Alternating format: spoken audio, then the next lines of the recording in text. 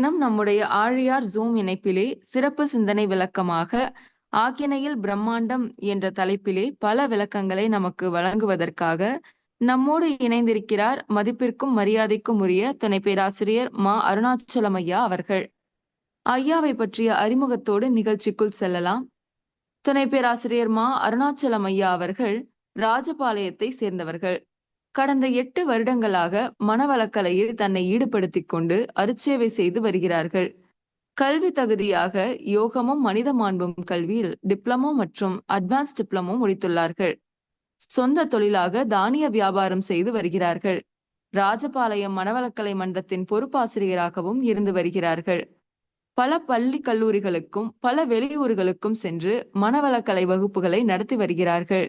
இத்தகைய சிறப்பு வாய்ந்த ஐயா அவர்களை ஆக்கினையில் பிரம்மாண்டம் என்ற தலைப்பில் சிந்தனை உரையாற்றி நல்ல பல விளக்கங்களை வழங்குமாறு உங்கள் அனைவரின் சார்பாகவும் அன்போடு கேட்டுக்கொள்கிறோம். வாழ்க வளமுடன் ஐயா. வாழ்க வையகம், வாழ்க வையகம், வாழ்க வளமுடன். குரு வாழ்க, குருவே துணை. இப்பொழுது ஒரு அருமையான தலைப்பு, ஆகினையில் பிரம்மாண்டம் என்ற ஒரு அருமையான தலைப்பு. நம்ம மனவளக் கலைஞர்கள் அனைவரும் ஒரு விஷயத்தை நம்ம நல்லா புரிஞ்சுக்கிட வேண்டிய ஒரு தலைப்பு. மனவளக்கலையில் இணையாதவர்கள், இந்த பயிற்சி எடுக்காதவர்கள் இதை தெரிந்து கொள்ள வேண்டியது மிக சிறப்பு. இப்போ இந்த வகுப்பு பொறுத்த மட்டும் இல்லை, நாம ரொம்ப கவனமா புரிஞ்சுக்கிட்டோம்னா எந்த பிரச்சனையும் இல்லாம வாழலாம். பிரச்சனைய முன்னாடி அதாவது பிரச்சனை வர்றதுக்கு முன்னாடியே வரவிடாம ஆக்கலாம். வந்துருச்சுனாலும் அதை சரியா போக்கிக்கலாம். வாழ்க்கைக்கு மிக மிக பொக்கிஷம் ஆகினை. இதுக்குள்ள போறோம். இப்ப பொதுவா நாம நிறைய மனவளக்கலை அன்பர்கள் நிறைய விஷயங்கள் நிறைய தவம் போயிட்டோம். மகிழ்ச்சி 9 தவங்கள் கொடுத்துருக்காங்க. அதுல ஃபர்ஸ்ட் அடிப்படை பயிற்சியில ஃபர்ஸ்ட் உடற்பயிற்சிக்கு அடுத்து ஆகினை தீட்சை தான் ஃபர்ஸ்ட் முதற்படி. அந்த ஆகினை தீட்சையை பொறுத்த மட்டும் இல்ல, மகிழ்ச்சி ஃபர்ஸ்ட் ஆகினை தீட்சை கொடுத்துட்டு அடுத்து சாந்தி யோகம் இறக்கி விட்டு அடுத்து துரியம். நல்லா கவனிக்கணும். இந்த இடத்துல ஆகினை தான் நமக்கு மற்ற தவங்களுக்கு போகக்கூடிய மூலதனம். நல்லா புரிஞ்சுக்கிடணும். ஆகினை தான் மற்ற தவத்துக்கு போகக்கூடிய மிகப்பெரிய பொக்கிஷம். அந்த ஆகினை தவம் நமக்கு நிலையாக நிறுத்தி ஒரே கோர்வையாக வர வைக்கணும். அதுதான் நம்மளுடைய பயிற்சியின் நோக்கம். அப்ப ஆகினை தவம் நிலையாக முறையாக ஒரே மன அலைச்சுழலில் 14-8 என்ற சைக்கிளில் வரவழைக்கக்கூடிய அந்த திறனை நாம் ஓங்குவதற்கு என்ன செய்ய வேண்டும்? இதுதான் இன்னைக்கு. என்னன்னா, ஆகினை தவம் நமக்கு வந்துருச்சு. எல்லாருமே என்ன சொல்றாங்கன்னா, ஆகினை தவம் எனக்கு சூப்பரா வருது சார், துரியம் நல்லா வருது சார், ஆனா எனக்கு குழப்பம் சார், மனக்குழப்பம் இருக்கு, ஒன்றும் புரிய மாட்டேங்குது, உடம்பு வலி இருக்கு, எனக்கு பல பிரச்சனை உடம்புல இருக்கு, மனசுல பல பிரச்சனை இருக்கு அப்படிங்கிறது நிறைய பேருடைய கருத்துக்களா இருக்கு. ஆனால் ஆகினை சக்கரம் நல்லா கவனிக்கணும். ஆகினை சக்கரம் முறையாக இயங்கினால் இந்த பிரச்சனை எல்லாம் வராது. நல்லா புரிஞ்சுக்குங்க. ஆகினை சக்கரம் முறையாக இயங்கினால், அதை முறையாக இயக்கினால் இந்த பிரச்சனை எல்லாம் நமக்கு வராது. வாழ்க்கை பிரச்சனை, உடல் நலத்தை சார்ந்த பிரச்சனை, மனநலத்தை சார்ந்த பிரச்சனை எல்லாம் வர்றதுக்கு வாய்ப்பே இல்லை. ஆகினையுடைய நன்மைகள் நிறைய இருக்கு. அம்மா சொல்லும் போதே சொன்னாங்க, நிறைய பொருள் கவர்ச்சியில ஆரம்பிச்சு வரிசையா முற்கால அனுபவம், தற்கால சூழ்நிலை, எதிர்கால விளைவுகள், இதெல்லாம் ஆரம்பிச்சு எல்லா சப்ஜெக்டும் நல்ல நன்மைன்னு போனோம்னா நிறைய பேச வேண்டியிருக்கு. இப்ப நமக்கு கால அவகாசம் இல்லை. அந்த நன்மையில நம்ம ஒரு 4 விஷயத்தை எடுக்க போறோம். என்ன தெரியுங்களா? ஓர்மை, கூர்மை, சீர்மை, நேர்மை. ஆகினை முறையாக இயங்கினால் இந்த 4 விஷயம் ஒரு மனிதனுக்கு கிடைச்சிடும். இந்த 4 விஷயத்துல என்ன இருக்குன்னா ஓர்மை, சீர்மை, கூர்மை, நேர்மை. நல்லா கவனிக்கணும். ஒரு மனதுடன் இருக்கும் சிறப்பு. அந்த ஒரு மனதுடன் இருக்கும் சிறப்பு அது கூர்மையான ஒரு மனதுடன் இருக்கும் சிறப்பு. அந்த ஒரு விஷயத்த செய்யறோம், அதுல அணுகுமுறை, கூர்மை, நுழைப்புலன் திறன் நல்லா புரிஞ்சுக்கணும். இத புரிஞ்சுக்கிட்டோம்னா அதுக்கு கூர்மை, எந்த செயலை செஞ்சாலும் அதுக்கு முறையான தெளிவு, அந்த செயலுக்கு உண்டான விளைவு எல்லாம் தெரிஞ்சிடும் ஓர்மை இந்த கூர்மையில. அதோட சேர்ந்த சீர்மையோட நேர்மையா செய்யக்கூடிய பக்குவம் வந்துடும் வாழ்க்கையில. நான் சொல்றது நல்லா புரிஞ்சுக்குங்க. இது நமக்கு ஒரு ஆகினையில நமக்கு கிடைக்கக்கூடிய ஒரு நன்மையை பத்தி தான் பேச போறோம். ஒரே ஒரு நன்மை, அதுல கிடைக்கக்கூடியதான் இப்ப பேசிட்டு இருக்கோம். மற்றதெல்லாம் நம்ம பேசணும்னா கால அவகாசம் காணாதுங்கிறதுனால இதை சொல்றோம், நல்லா கவனிங்க. இப்ப ஆகினை தீட்சை நம்ம பெற்றுட்டோம். இவ்வளவு நாள் வரைக்கும் 10 வருஷம் மனவள கலையில இருக்கட்டும், 15 வருஷம் இருப்பவர்களாக இருக்கட்டும், அல்ல 10 வருஷத்துக்கு கீழாக இருக்கிறார்கள் இருக்கட்டும், இல்ல ஆரம்ப அன்பர்களாக இருக்கட்டும், நம்ம கவனிக்க வேண்டியது என்னன்னா ஆகினையில நம்ம மெடிடேஷன் பண்றோம். பண்ணி முடிச்ச உடனே நாம உடல் முழுக்க தவசக்தியை நல்லா பரப்பிடுறோம். முடிஞ்சது, நல்லா இருக்குன்னு ஃபீல் பண்றோம். அது எவ்வளவு நேரம் நிக்குது? அந்த தவம் எடுத்த அந்த மனதின் ஓர்மைப்பாடு எவ்வளவு நேரம் நிக்குதுன்னு நீங்க கவனிங்க. நம்ம மனசுல அந்த தன்மை எவ்வளவு நேரம் இருக்குது? காலையில எடுத்துட்டோம், எடுத்து முடிச்சதுக்கு அப்புறம் எவ்வளவு நேரம் நிக்குது? இத சிந்தனைக்கு எடுத்து பாருங்க. அந்த தவம் எடுத்து முடிச்ச உடனே வாழ்த்துக்கள்லாம் சொல்லி முடிச்ச உடனே அது நமக்கு மனசுக்கு நல்லா இருக்கு. அதுக்கப்புறம் எவ்வளவு நேரம் இருக்க மாட்டேங்குது? இதை நம்ம கவனிக்க வேண்டிய இடம். இதுக்கு நம்ம நிறைய பேர் சில விஷயம் புரிஞ்சவங்களுக்கு நல்லா கவனிக்கணும். ஆகினை தவம் நல்லா வருது, ஓகே, நல்லா புரிஞ்சிருச்சு, அதுல தெளிவா இருக்குன்னா அவங்களுக்கு எந்த மனக்குழப்பமும் இருக்காது. பிசினஸோ அல்லது தொழில் செய்யற இடமோ அல்லது வேலை பார்க்குற இடத்துலயோ அல்ல அலுவலகங்களிலேயோ எந்த கரைச்சலும் இருக்காது, எந்த பிரச்சனையும் இருக்காது. சந்தோஷமா வேலை செய்வாங்க, நல்ல பேர் கிடைச்சிக்கிட்டே இருக்கும். இது ஆகினை தவத்துல வரக்கூடிய இந்த ஓர்மை, கூர்மை, சீர்மை, நேர்மையில இருக்கக்கூடிய ஒரு சிறப்பு அந்த ஒரு விஷயத்துல. அப்ப நமக்கு இந்த பிரச்சனையெல்லாம் ஆகினை தவம் செஞ்சும் மற்ற தவங்கள் மேல்நிலைக்கும் செஞ்சும் துரியம் செய்யறேன், துரியாதம் செய்யறேன், இன்னும் பிரபஞ்ச தவம் செய்யறேன், எல்லா தவமும் செஞ்சும் இந்த பிரச்சனையெல்லாம் இருக்குதுன்னா நமக்கு கவனிக்க வேண்டிய இடம் எதுனால் ஆகினையில் நமக்கு தவசக்தி நிற்கும் திறன் பற்றாக்குறை. இவ்வளவுதாங்க. ஆகினையில் தவசக்தி, ஓர்மை, கூர்மை, சீர்மை, நேர்மை என்று சொல்லக்கூடிய அந்த தவ ஆற்றல் நமக்கு மனதிலே நிற்கக்கூடிய தன்மை பற்றாக்குறை. குறிப்பிட்ட அவகாசத்துல நின்றுட்டு அடுத்து அதனுடைய மன அலைச்சூழல் வேகத்துல மாறிக்கிடுது. இது தக்க வைக்கிறதுக்கு என்ன வழி? இந்த ஓர்மை, கூர்மை, சீர்மை, நேர்மை எனும் இந்த விஷயத்தை நம் மனதிற்கு ஒரே அலைச்சூழல் வேகத்தில நம்ம இயல்பு வாழ்க்கையில தக்க வைக்கிறது எப்படி அப்படின்னா முதல்ல அதுக்கு சாந்தி உதவி வேணும். சாந்தி யோகத்தினுடைய உதவி இல்லாம ஆகினையை நாம் சிறப்படைய செய்ய முடியாது. இதை கவனிச்சுக்கங்க. அதாவது நம்ம வண்டி 2 வீலர் ஓட்டிட்டு போறோம், 2 வீலர் போய்கிட்டே இருக்கோம், நம்ம ஸ்பீடு ஒரே மாதிரியா இருக்கா அல்லது ஸ்பீடு கூடையும் அல்லது பிரேக் பிடிச்சும் இப்படி இருக்கா அப்படின்னு சிந்தனைக்கு எடுத்து பார்த்தீங்கன்னா இந்த ஓர்மை, கூர்மை, சீர்மை, நேர்மை அப்படிங்கிற ஒரு எஃபெக்ட் மனிதனுக்கு இருக்கும்போது இப்ப நீங்க அது சக்சஸ் ஆயிடுச்சுன்னா நீங்க வண்டி ஓட்டிட்டு போறீங்கன்னா நீங்களே உங்களை அறியாம ஒரே ஸ்பீட்ல போவீங்க. 2 வீலர்ல உங்களை அறியாம நீங்க இயல்பாவே ஒரே ஸ்பீட்ல போவீங்க. அந்த தன்மை இயல்பாவே வந்துடும். காரணம் ஆகினைத்தினுடைய தன்மை நமக்கு பெர்ஃபெக்டா நிற்கும் நிலை இப்படி வந்தா. அல்லது 2 வீலர்ல போகும்போதே ஸ்பீடு கூடியும் குறைஞ்சும் பிரேக் பிடிச்சும் பரபரப்பா போனீங்கன்னா அந்த தன்மை அப்போதைக்கு இல்லை, அப்போதைக்கு இல்லை, அது உயர்ந்து விட்டது. 14ஐயும் தாண்டி 20 நிலைக்கு அல்லது 25க்குள்ள சுழல ஆரம்பிச்சிருச்சு. ஆகையினால அந்த தன்மையிலிருந்து மாறிவிட்டது மனம். இதை புரிஞ்சுக்கிடணும். அப்ப அந்த தன்மையில நிக்க வைக்கிறதுக்கு தான் இப்ப கேட்டுக்கிட்டு இருக்கோம், நல்லா கவனிக்கணும். அப்போ சாந்தியினுடைய உதவி இருந்தால்தான் நாம் அந்த ஆகினை சக்கரத்தினுடைய தன்மையை, அந்த மன அலைச்சுழலினுடைய வேகத்தை ஒரே நிலையில் தக்க வைக்க முடியும்.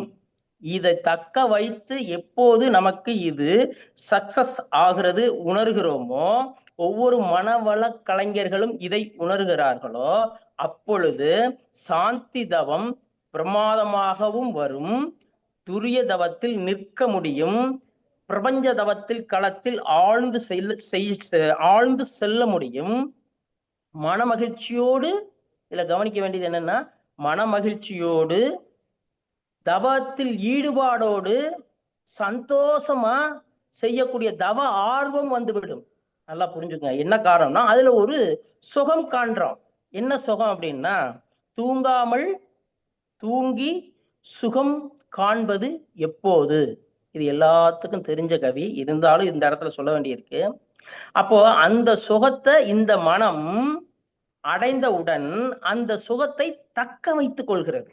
எப்பொழுதுமே, எந்த நேரத்திலுமே, எந்த சூழ்நிலையிலுமே இந்த மாதிரியான ஒரு தன்மையை தக்க வைத்துக் கொள்கிறது. இதுக்கு என்ன பண்ணணும்னா, நமக்கு மகரிஷி பவுண்டேஷன் வகுப்புலேயே எல்லா ஆசிரியருமே தெளிவா என்ன சொன்னாங்கன்னா, ஆக்கினை தீட்சை வாங்கிய 3வது நாளுக்குள்ளாக 4வது நாளாக வந்து சாந்தி யோகம் வாங்கிடணும். இது எல்லாத்துக்கும் சொல்லி விடுறதுதான். ஆனால் வெள்ளிக்கிழமை நீங்க சாந்தி தவம் எடுக்கணும், மறந்துடாதீங்க அப்படின்னு சொல்றது. ஆனால் தலைவலியோ தலைபாரமோ இருந்தால் நீங்கள் அப்போதையே நீங்கள் சாந்தி தவம் வாங்கிவிடவும் வேண்டும். நீங்கள் இயல்பு வாழ்க்கையில் உங்களுடைய உடல் நலம் குறைவாக இருக்கும் பட்சத்திலே நீங்கள் சாந்தி தவம் செய்து கொள்ளலாம். சாந்தி தவத்தினாலே உடல் சூடு குறையும், உடல் வலி குறையும், தலை வலி குறையும், மனக்குழப்பம் குறையும், எல்லாம் சொல்லி விட்டாச்சு. இப்போ பயிற்சி எடுக்கிறவங்களுடைய தன்மை என்ன தன்மைன்னா, ஆகினை தவம் நல்லா வருது, சாந்தி யோகம் வரலை. அப்ப ஆகினை தவம் நல்லா வர்றதான் நினைச்சுக்கிட்டு இருக்கோம். நல்லா கவனிக்கணுங்க. ஆகினை தவம் துரிய தவம்லாம் எனக்கு நல்லா வருது சார், ஆனால் நல்லா வரும் என்றால் இந்த தன்மை ஓர்மை, கூர்மை, சீர்மை, நேர்மை என்று சொல்லக்கூடிய அருமையான தன்மை, பொருள் கவர்ச்சி நீங்குகிறது, அத தன்னிலை விளக்கம் பெறுகிறது, விரும்பியதை வேண்டும், விரும்பியதை எப்பொழுதும் பெறக்கூடிய நிலை, முற்கால அனுபவம், தற்கால சூழ்நிலை. நல்லா கவனிக்கணும். தற்கால சூழ்நிலை, அதாவது எதிர்கால விளைவு, இதெல்லாம் யூகிக்கக்கூடிய முறையான திறன் மனசுக்கு வந்துடும். அப்ப நல்லா வந்தா இதெல்லாம் வந்திருக்கணும்ல, ஏன் வரல? வந்தவங்க இதை அனுபவிச்சுட்டு இருப்பாங்க. அந்த வந்ததை அனுபவிச்சுட்டு இருக்கவங்கன்னா இது முறையா வந்து தக்க வச்சு செஞ்சிட்டு இருக்காங்க அப்படிங்கிற ஒரு அர்த்தம். அப்படி புரிஞ்சுக்குங்க. அப்ப இதெல்லாம் தவம் செஞ்சும் பயிற்சிகள் செஞ்சும் வரவில்லை என்றால் நாம புரிந்து கொள்ள வேண்டியது ஆகினை தவத்தில் பற்றாக்குறை. இதை மீண்டும் மீண்டும் நீங்க புரிஞ்சுக்கணும். அப்போ நம்ம என்ன பண்ணணும்? மனக்குழப்பம், ஆகினை தவம் நாம முறையா செய்யறதுக்கு என்ன செய்யணுங்கிறத நல்லா புரிஞ்சுக்குங்க. நீங்க மேல்நிலை தவம் நல்லா வந்த நபராக இருந்தாலும் அதில் நிலைக்க முடிகிறதான்னு பாருங்க. இல்ல சார், தவ ஆற்றல் எனக்கு குறிப்பிட்ட அவகாசத்தில் தான் எனக்கு நிலைக்குது, அதுக்கடுத்து என்னால அதாவது தவ சக்தி மனதுக்கு ஒரு தன்மை, அதாவது சரியான அலைச்சூழல்ல நிக்க மாட்டேங்குது, மீண்டும் மீண்டும் வேகத்தை வந்துடுது அல்லது கோபம் வந்துடுது, இந்த மாதிரி சில தன்மைகள், சில முரண்பாடுகள் மனதுக்கு இருந்தால் அவர்களுக்கு இதை நல்லா கவனிக்கணும். நல்லா கவனிக்கணும். நாம செய்ய வேண்டிய தவம் முதலில் ஆகினை. ஆகினையில முதல்ல நாம வெற்றி அடையணும். வெற்றி அடைந்த பிறகுதான் துரியம் சக்சஸ் ஆகும். நான் நல்லா கவனிங்க, ஒரு விஷயம் நல்லா புரிஞ்சுக்கங்க. ஒரு சமையல் வைக்கிறாங்க, வீட்டுல சமையல் வைக்கிறாங்கன்னா ஒரு புளிக்குழம்பா இருக்கட்டும் அல்லது சாம்பாரா இருக்கட்டும், அவங்க டெய்லி கிட்டத்தட்ட 10-15 வருஷம் கூட வைப்பாங்க. ஆனால் ஒரே மாதிரியான ருசி, ஒரே மாதிரியான உப்பு, ஒரே மாதிரியான காரம், ஒரே மாதிரியான புளிப்பு, இது சரியாக அமைந்திருக்கிறதா? நம்ம 15 வருஷம் 30 வருஷம் வைக்கோமே சமையல், அதுல ஒரு குழம்பு, ஒரு எந்த குழம்பா இருக்கட்டும், சில குழம்பு வரும், அவங்க ஸ்பெஷல் அதுல இருப்பாங்க. ஏன்னா அந்த குழம்பை பத்தி முழுசா அவங்களுக்கு தெரியும், அவங்க கைக்கு அது நல்லா வரும். காரணம், அதுல அவங்களுக்கு ஓர்மை, கூர்மை, சீர்மை, நேர்மை தெரிகிறது. எப்படி தெரிகிறது என்றால் அதுல தெளிவாயிட்டாங்க. அந்த குழம்பு வைக்கிறது தெளிவானதுனால அது எப்போ வச்சாலும் ஒண்ணு போல வருது. நல்லா புரிஞ்சுக்கிடணும். மற்ற குழம்புகள் எல்லாம் அவங்களுக்கு வரமாட்டேங்குது. எப்பன்னா வருது, ஏதாவது ஒரு சின்ன குறைபாடாயிருது. அப்போ டெய்லி வைக்கிற போது சரியா வரணும்ல, இவ்வளவு நாள் வச்சா வரணும்ல. அப்ப என்ன பற்றாக்குறை என்றால் அந்த குழம்பினுடைய தெளிவு, அந்த குழம்பினுடைய அளவு முறை, அந்த குழம்பினுடைய இப்படி இந்த அளவு முறை போட்டால் இந்த மாதிரி வரும், இந்த மாதிரி சூடு வச்சா இந்த மாதிரி வரும், இந்த சூடு போதுங்கிற ஒரு தெளிவு இல்லாததால். இதை புரிஞ்சுங்க. அப்ப ஒரு ஹோட்டலுக்கு சாப்பிட போனா ஒரே டேஸ்ட் கொடுக்காங்களே, அது எப்படி அப்படின்னா, அப்ப அவங்களுக்கு முறையான அளவு, முறையான இவ்வளவுதான் அளவுன்றதை போட்டு ஒரே டேஸ்ட்டுக்கு அவங்களுக்கு வந்துருது. காரணம் அதுல அவங்க அணுகுமுறை நல்லா வந்துருது. தெளிவு டெய்லி செஞ்சுட்டே இருக்கனால ஒரே டேஸ்ட் கொண்டு வர்றதுக்கு எப்படி எப்படி அதுல கூர்ந்து ஆராயும் தன்மை கிடைத்து எப்படியோ அவங்க பல சூழ்நிலையில கொண்டு வந்துடுறாங்க. நம்ம ஏன் கொண்டு வர முடியலன்னு யோசிங்க. ஒரு சாம்பார் வச்சாங்கன்னா ஹோட்டல்ல டெய்லி வைப்பாங்க, காலை மாலை நைட்டுன்னு வைப்பாங்க. அப்படிங்கும் போது அது கிடைச்சிருது. நாம ஒரு சாம்பார் அன்னைக்கு வச்சோம்னா அடுத்து வெள்ளிக்கிழமை அல்லது செவ்வாய்க்கிழமை. யோசிங்க. அப்போ நாம செயல்பட வேண்டியது என்னவென்றால் அதில் ஏன் ஓர்மையாக ஒரே டேஸ்ட் வரவில்லை, இதை சிந்தனைக்கு எடுக்கணும். அதையும் அதே போல நாம் ஆகினை தவம் இவ்வளவு நாளா செஞ்சுட்டு இருக்கோமே, அப்ப மற்ற தவம்லாம் போயிட்டு இருக்கோமே, நமக்கு ஏன் இந்த தெளிவு இல்லை? தெளிவு இல்லாத நபர்கள் இதை புரிந்து கொள்ளணும். இது ஏன் தெளிவு இல்லாம இருக்கும்? ஏன் என்ன உடல் பிரச்சனை இருக்கு, ஏன் என்ன மனப்பிரச்சனை இருக்கு, ஏன் உடம்புல தெளிவு இல்லை? காரணம் என்ன அப்படின்னா, நமக்கு ஆகினை வருகிறது, துரியம் வருகிறது, மற்ற தவம்லாம் வருகிறது அப்படின்னு நினைச்சுக்கிட்டு இருக்கோம். ஆனால் முறையாக வருவதில்லை. இதை புரிஞ்சுக்கோங்க. முறையாக வந்தால் இந்த நிகழ்வுகள் எதுவும் நடப்பதில்லை. இதை தெளிவா புரிஞ்சுக்குங்க. இதை புரிஞ்சுக்கிட்டாதான் மனவளக்கலையில இருக்கக்கூடிய அந்த மிக பிரம்மாண்டமான அந்த ஆக்கினை தவத்தினுடைய சிறப்பு புரியும், மதிப்பு புரியும்.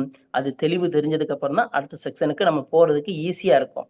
நான் கேட்கிறேன், வீடு கட்டுறோம், நல்லா புரிஞ்சுக்குங்க. பவுண்டேஷன் தெளிவு இல்லைன்னா அதுக்கு மேல வீடு கட்ட முடியுமா? நல்லா புரிஞ்சுக்குங்க. நமக்கு வீடு கட்டணும்னா கீழே பவுண்டேஷன் ஸ்ட்ராங்கா இருக்கணும். அப்படின்னாதான் மேற்படி மேற்படி அடுத்தடுத்து மேல கட்டிக்கிட்டே போலாம். அப்ப நமது பாவப்பதிவுகளை போக்கக்கூடிய முதல் தவமான பவுண்டேஷன் தவமான அந்த ஆகினை நமக்கு ஸ்ட்ராங்கா இருந்தால்தான் அடுத்த துரிய நிலைக்கும் அதுக்கடுத்த மேல்நிலை தவங்களுக்கும் சிறப்பு தவங்களுக்கும் தெளிவாக சிறப்பாக செய்து சிறப்பாக மனமும் உடலும் வாழும் இந்த திறனை அடையும். இதை புரிஞ்சுங்க. அப்போ ஆகினையில நாம நல்லா ஸ்டெடியா தெளிவா வர வைக்கணும். அதற்கு சாந்தி யோகம் அவசியம். எப்படின்னு கவனிங்க. இப்போ ஆகினை நீங்க ஆரம்பிச்சிட்டீங்க. இப்ப ஆகினை நீங்க மேல் தெய்வத்துக்கு போன நபரா இருந்தாலும் இப்ப ஆகினை முறையா ஸ்டார்ட் பண்ணணும்னு மனசுல நினைச்சிட்டீங்கன்னு வைங்க. இப்போ ஆகினை தவம் செஞ்சுட்டு இருக்கீங்க. ஆகினை தவம் செஞ்சுட்டே இருக்கும்போது காலை மாலை செஞ்சுட்டே இருக்கீங்க, போய்கிட்டே இருக்கு. திடீர்னு மனக்குழப்பம் வருது, அல்லது தலைவலி வருது, அல்லது உடல் வலி வருது, அல்லது வயிற்று பிரச்சனை வருது, அல்லது தோள்பட்டை வலிக்குது, அல்லது மார்பு வலி இருக்கு, கால் வலி இருக்கு. இப்படி ஆகினை தவம் செய்யும் பொழுது எந்த மாதிரியான உவாதைகள் வந்தாலும் நாம சாந்தி யோகம் உடனே போயிடணும். நல்லா கவனிங்க. ஆகினை சாந்தி, ஆகினை சாந்தி, ஆகினை சாந்தி. இத செய்து செய்து மறுபடியும் செய்து செய்து மறுபடியும் செய்து செய்து ஆகினையில் தெளிவடைய சாந்தி உதவி வேண்டும். உடல் வலியோட ஆகினை செய்யக்கூடாது, மனக்குழப்பத்தோட ஆகினை செய்யக்கூடாது. நல்லா புரிஞ்சுங்க. தலைவலியோட ஆகினை செய்யக்கூடாது, பரபரப்போட ஆகினை செய்யக்கூடாது. இதெல்லாம் இருந்தால் தவம் செய்யணும், சாந்தி தவம் செய்யணும். சாந்தி தவத்துக்கு மனம் சரியான நேரத்தில் இருக்கும் பொழுது நீங்க ஆகினையில் செய்தால் ஆகினை வரும். ஆனால் அதனுடைய வேக அமைப்பு, அதாவது முறையானதாக தெளிவானதாக இருக்காது. தெளிவா புரிஞ்சுங்க. இப்ப ஆகினை தவம் கிட்டத்தட்ட நீங்க 1 மாசத்துக்கு மேல தெளிவா செஞ்சுட்டீங்க. அப்போ ஆகினையில சுகம் தெரியும். சுகம்னா இன்பம், இன்ப உணர்வு, மகிழ்ச்சி உணர்வு, அந்த மாதிரியான உணர்வு ஆகினையில் நன்றாக முறையாக இருந்து கொண்டே இருக்கும். குடும்பத்துல எப்படி இருக்கும் தெரியுமா? நம்பர் ஒன்னா இருப்பீங்க குடும்பத்துல. மகிழ்ச்சி மட்டும்தான் குடும்பத்துல இருக்கும். முறையான ஒரு தெளிவோட குடும்பத்தை நடத்தக்கூடிய ஆற்றல் ஆக்கினைக்கு உண்டு. நல்லா புரிஞ்சுக்குங்க.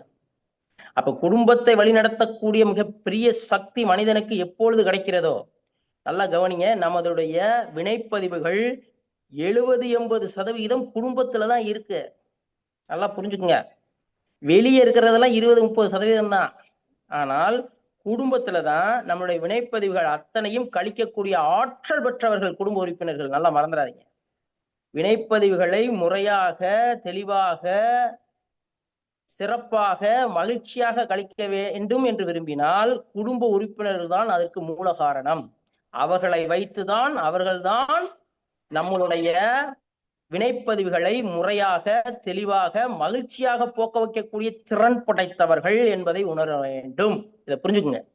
அப்போ இந்த தவத்தினாலே முதல் சிறப்பு, மனித அத தவம் சக்சஸ் ஆகக்கூடிய அந்த நபருக்கு, தவம் வெற்றி அடையக்கூடிய அந்த நபருக்கு முதலில் அவர்களுடைய மனமும் அவர்களுடைய உடலும் தெளிவாக, தெளிவாக புரியும். இதற்கு முன்னால் முற்காலத்தில் நமது உடல் எவ்வாறு இருந்தது, மனம் எவ்வாறு இருந்தது, தற்காலத்தில் இப்பொழுது இந்த பயிற்சி தெளிவாக செய்து கொண்டிருக்கும் பொழுது மனமும் உடலும் எவ்வாறு இருக்கிறது, இனி வரும் காலத்தில், எதிர்காலத்தில் நமது மனமும் உடலும் எவ்வாறு இருக்கும் என்ற ஒரு சக்தி, என்ற ஒரு தெளிவு ஒரு மனிதனுக்கு தெளிவாக கிட்டும். இதை புரிஞ்சுக்குங்க. இதை புரிஞ்சுக்கிட்டீங்கன்னா தான் ஆகினையில நாம தெளிவு பெற முடியும். ஆகினையில தெளிவு பெறாமல் மற்ற தவம் வரும், ஆனால் அதனால் பயன் வேணும். அப்படி நீங்க கவனிக்கணும். அப்ப ரெகுலர் ஆகினையில் தெளிவு பெற்ற பிறகு துரிய தவத்திற்கு போய் நின்றால், நல்லா கவனிக்கணும், துரிய தவத்திற்கு போய் மனம் நின்றால் அந்த இடத்தில் நிற்கும். ஏனெனில் ஆகினையில் ஊர்மை சீர்மையோட கலந்த நேர்மையும் இருப்பதால் அந்த இடத்திலே நிற்கும் திறன், ஓர்மையோட நிற்கும் திறன், கூர்மையோட நிற்கும் திறன், அதிலே சீர்மை நேர்மையோடு அதே இடத்தில் நிற்கும் திறன், குழப்பமின்றி, மனதில் இருக்கக்கூடிய குழப்பமின்றி, மனதில் வரக்கூடிய எண்ணங்களின்றி நிற்கும் திறனை அடையும். எதுல? துரியத்துல அந்த இதை அடைச்சதுக்கு அப்புறம், அதற்கப்புறம் நாம பிரபஞ்சத்தை தாண்டி போகும்போது எந்த ஒரு நிறைவா இருக்கும், வேற லெவலா இருக்கும் மனசுக்கும் உடம்புக்கும். இதை புரிஞ்சுக்கோங்க. பரபரப்பா தவம் செய்யக்கூடாது. என்ன பரபரப்பா இருந்தாலும் இயல்பு வாழ்க்கையில தவம் செய்யும் போது உட்கார்ந்து அமர்ந்து நிறுத்தி நிதானமா நாடு சுத்தி தண்டோடு சுத்தி எல்லாம் தெளிவா போட்டு உட்கார்ந்து ஆகினையில நல்லா தெளிவா செஞ்சு வரணும். நல்லா புரிஞ்சுக்கங்க. இப்பவும் சொல்றேன், ஆகினை தவம் இன்று செய்கிறீர்கள் என்றால், இன்றைக்கு சாயந்தரம் செய்கிறீர்கள் என்றால், நாளைக்கே தலைவலி அல்லது உடல் உபாதை அல்லது மனக்குழப்பம் வந்தால் நாளைக்கே சாந்தி போயிடணும். இதை புரிஞ்சுக்கிடணும். அப்ப நாளைக்கு சாந்தி போகணும் என்றால், போரில் என்றால், அந்த மனக்குழப்பம் தெளிவாகிவிட்டது அல்லது உடல் வலி தெளிவாகி விட்டது என்று சொன்னால் அதற்கு மறுநாள் நீங்க ஆகினை போய்க்கலாம், தப்பு கிடையாது. ஆனால் அது சரியாகவில்லை என்றால் 2 நாள் ஆனாலும் 3 நாள் ஆனாலும் நாம் சாந்தியில் தான் இருக்க வேண்டும். எது சரியாகும் வரை? உடல், தலைவலி, உடலை சார்ந்த பிரச்சனை, வயிறை சார்ந்த பிரச்சனை, மனப்பிரச்சனை, தூக்க பிரச்சனை, இதெல்லாம் சரியாக தண்டியும் சாந்தி யோகம் தான் செய்வது சிறப்பு. அப்பொழுது அந்த பிரச்சனையை தீர்க்கும் இடம் சாந்தி. இதை தீர்த்து விட்டுத்தான் ஆகினைக்கு செல்ல வேண்டும். இதை புரிஞ்சுக்குங்க. அது புரிஞ்சுக்கிட்டாதான் நாம இதை தீர்த்ததுக்கு அப்புறம் அடிப்படையிலேயே ஆரம்பத்திலேயே இதை செய்யணும். ஆரம்பத்திலேயே இதை செய்து செய்து செய்து செய்து பழகி, அப்ப அது ஒரு தடவை தீர்த்து விட்டால் அதுக்கப்புறம் ஆகினைக்கு நீங்க போனீங்கன்னா நீங்கள் ஆகினையில் பிரம்மாண்டமான ஒரு நிலையை அடைய முடியும்.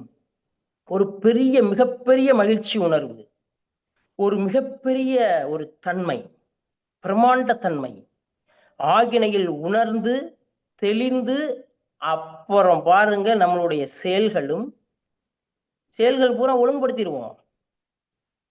செயலுக்கேற்ற விளைவு புரியும். என்ன செய்தால் விளைவு என்னவாக வரும் என்பது தெள்ளத் தெளிவா தெரியும். காரணம் என்றால் நமக்கு ஆகினை தெளிவாக வந்தால்தான் செயல் விளைவு தத்துவம் புரியும். செயலுக்கேற்ற விளைவு எவ்வாறு வருங்கிறது தெரியும். அல்லது அது ஆகினை சரியாக வரவில்லை என்றால் நம்ம செயல்களை செய்வோம், விளைவுகள் வரும். நான் இவ்வளவு நாளா தவ எடுக்கனே, நான் இவ்வளவு நாளா பயிற்சி பண்றேனே, எனக்கு போய் இப்படி வரலாமா, எனக்கு போய் இப்படி வந்துருச்சேங்கிற ஒரு மன வலி வந்துவிடும். தெளிவா புரிஞ்சுக்குங்க. அதாவது வந்த பிரச்சனையை தீர்க்கவும், பிரச்சனைகளை வராமல் தடுக்கவும் மனதிற்கு வலிமை வேண்டும். அதற்கு ஓர்மை சக்தி வேண்டும். அந்த ஓர்மை சக்தி நமது ஆகினையில உள்ளுக்கு இருக்கக்கூடிய சுரப்பி பிரம்மாண்டமாக தருகிறது. அந்த சுரப்பி நீடித்து நிலைத்து தருகிறது. உடலை நிர்ணயிக்கிறது, செல்களை ஆதிக்கம் செய்கிறது. இதை புரிஞ்சுக்கங்க. உடலை நிர்ணயிக்கிறது, நமது செல்களை ஆதிக்கம் செய்கிறது முறையாக. இதான் முக்கியம். அப்ப அந்த தன்மை கிடைச்ச உடனே செல்களை எல்லாம் ஓர்மையாக, கூர்மையாக, சீர்மை நேர்மையாக அந்த செல்களை, உடல் செல்களை எல்லாம் அது வழிநடத்தக்கூடிய ஆற்றல் ஆகினைக்கு உண்டு. ஆக உடலை சார்ந்த பிரச்சனை தீருகிறது. நல்லா கவனிக்கணும். காயகல்பத்துல செல்களால் ஆனதே பருவுடல். நாம எல்லாத்துக்கும் தெரியும். செல்களால் ஆனதே பருவுடல், பருவுடலே செல்கள் அப்படின்னு எடுத்துக்கலாம். பருவுடல்களே செல்கள். அப்போ அந்த செல்களை சார்ந்த எல்லா, இப்போ உடம்பு, தோல், கீழ் எல்லாம் செல்லுதான். அப்ப அந்த சுரப்பியினுடைய தன்மை, திறன் முறையாக சுரக்கும் பொழுது, அபரிவிதமா சுரந்தா வேகம், கட்டுக்கடங்காத தன்மை, அது நமக்கு தேவையில்லை. அப்ப நமக்கு முறையாக சுரந்தால் செல்களினுடைய முறைபாடு, உடலினுடைய முறைபாடு, ஜீவகாந்த தன்மை எல்லாம் முறையா ஓட ஆரம்பிச்சிடும். தெளிவா இருக்கும். இதை புரிஞ்சுக்குங்க. அப்ப செல்கள்ல இருக்கக்கூடிய குறைகள், உறுப்புகள்ல இருக்கக்கூடிய குறைகள், செல்களால் ஆனதே உறுப்பு. நல்லா புரிஞ்சுக்கணும். செல்களால் ஆனதே உறுப்பு. செல்கள்லாம் கூட்டுத்தொகைதான உறுப்பு. அப்ப அந்த உறுப்புகள்ல இருக்கக்கூடிய குறை, உறுப்புகள்ல இருக்கக்கூடிய நோய்கள் நல்லா கவனிக்கணும். அத்தனையும் ஆகினை என்றும் அபார சக்தி ஆட்சி செய்து அதை தீர்க்கும் வல்லமையாக மாறும். இதை தெளிவா புரிஞ்சுக்குங்க. அப்ப ஆகினையில அவ்வளவு சக்தி இருக்கு. ஆனா என்னன்னா அதை முறையா இயக்க வைக்கணும். இவ்வளவுதான் விஷயம். ஒரே மாதிரி நீங்க எப்ப ஆகினைக்கு உட்கார்ந்தாலும் மனம் ஒரே போல இருக்கும் திறன் எப்பொழுது அடைகிறதோ அப்பொழுது ஆகினையில் வெற்றி பெற்று விட்டோம். அவ்வளவுதான், சிம்பிள். அல்லது ஆகினையில் அமரும் பொழுது இன்று நன்றாக இருக்கிறது, நாளையும் நன்றாக இருக்கிறது, நாளை கழிச்சு சரியா ஆகினை வரல, எனக்கு குழப்பம் வந்துருச்சு அப்படின்னு தவத்துல இருக்கும் போதே மனம் உள்ளுக்குள்ள இந்த மாதிரியான சூழ்நிலையை அனுபவித்தால் தவம் எடுப்பீங்க. ஆனா உள்ளுக்குள்ள மனம் குழம்பிக்கிட்டு இருக்கும். இந்த மாதிரியான நிலையை அனுபவித்தால், அல்ல தவத்தில் இந்த மாதிரி சூழ்நிலை இருந்தால் ஆகினை தவத்தினுடைய முறைபாடு சரிபடுத்த வேண்டும் என்று அர்த்தம். இதை எல்லாரும் தெளிவா புரிஞ்சுக்கிடணும். 10 வருஷம் ஆனாலும் சரி, 15 வருஷம் ஆனாலும் சரி, மனவளக்கலையில இது தெளிவா புரிந்தால் மட்டுமே நாம ஆகினையில் நிலைக்க வைக்கக்கூடிய மிகப்பெரிய சக்தி ஒரு மனவளக் கலைஞனுக்கு கிடைக்கும். ஆக அடிப்படையாக நல்லா புரிஞ்சுக்குங்க.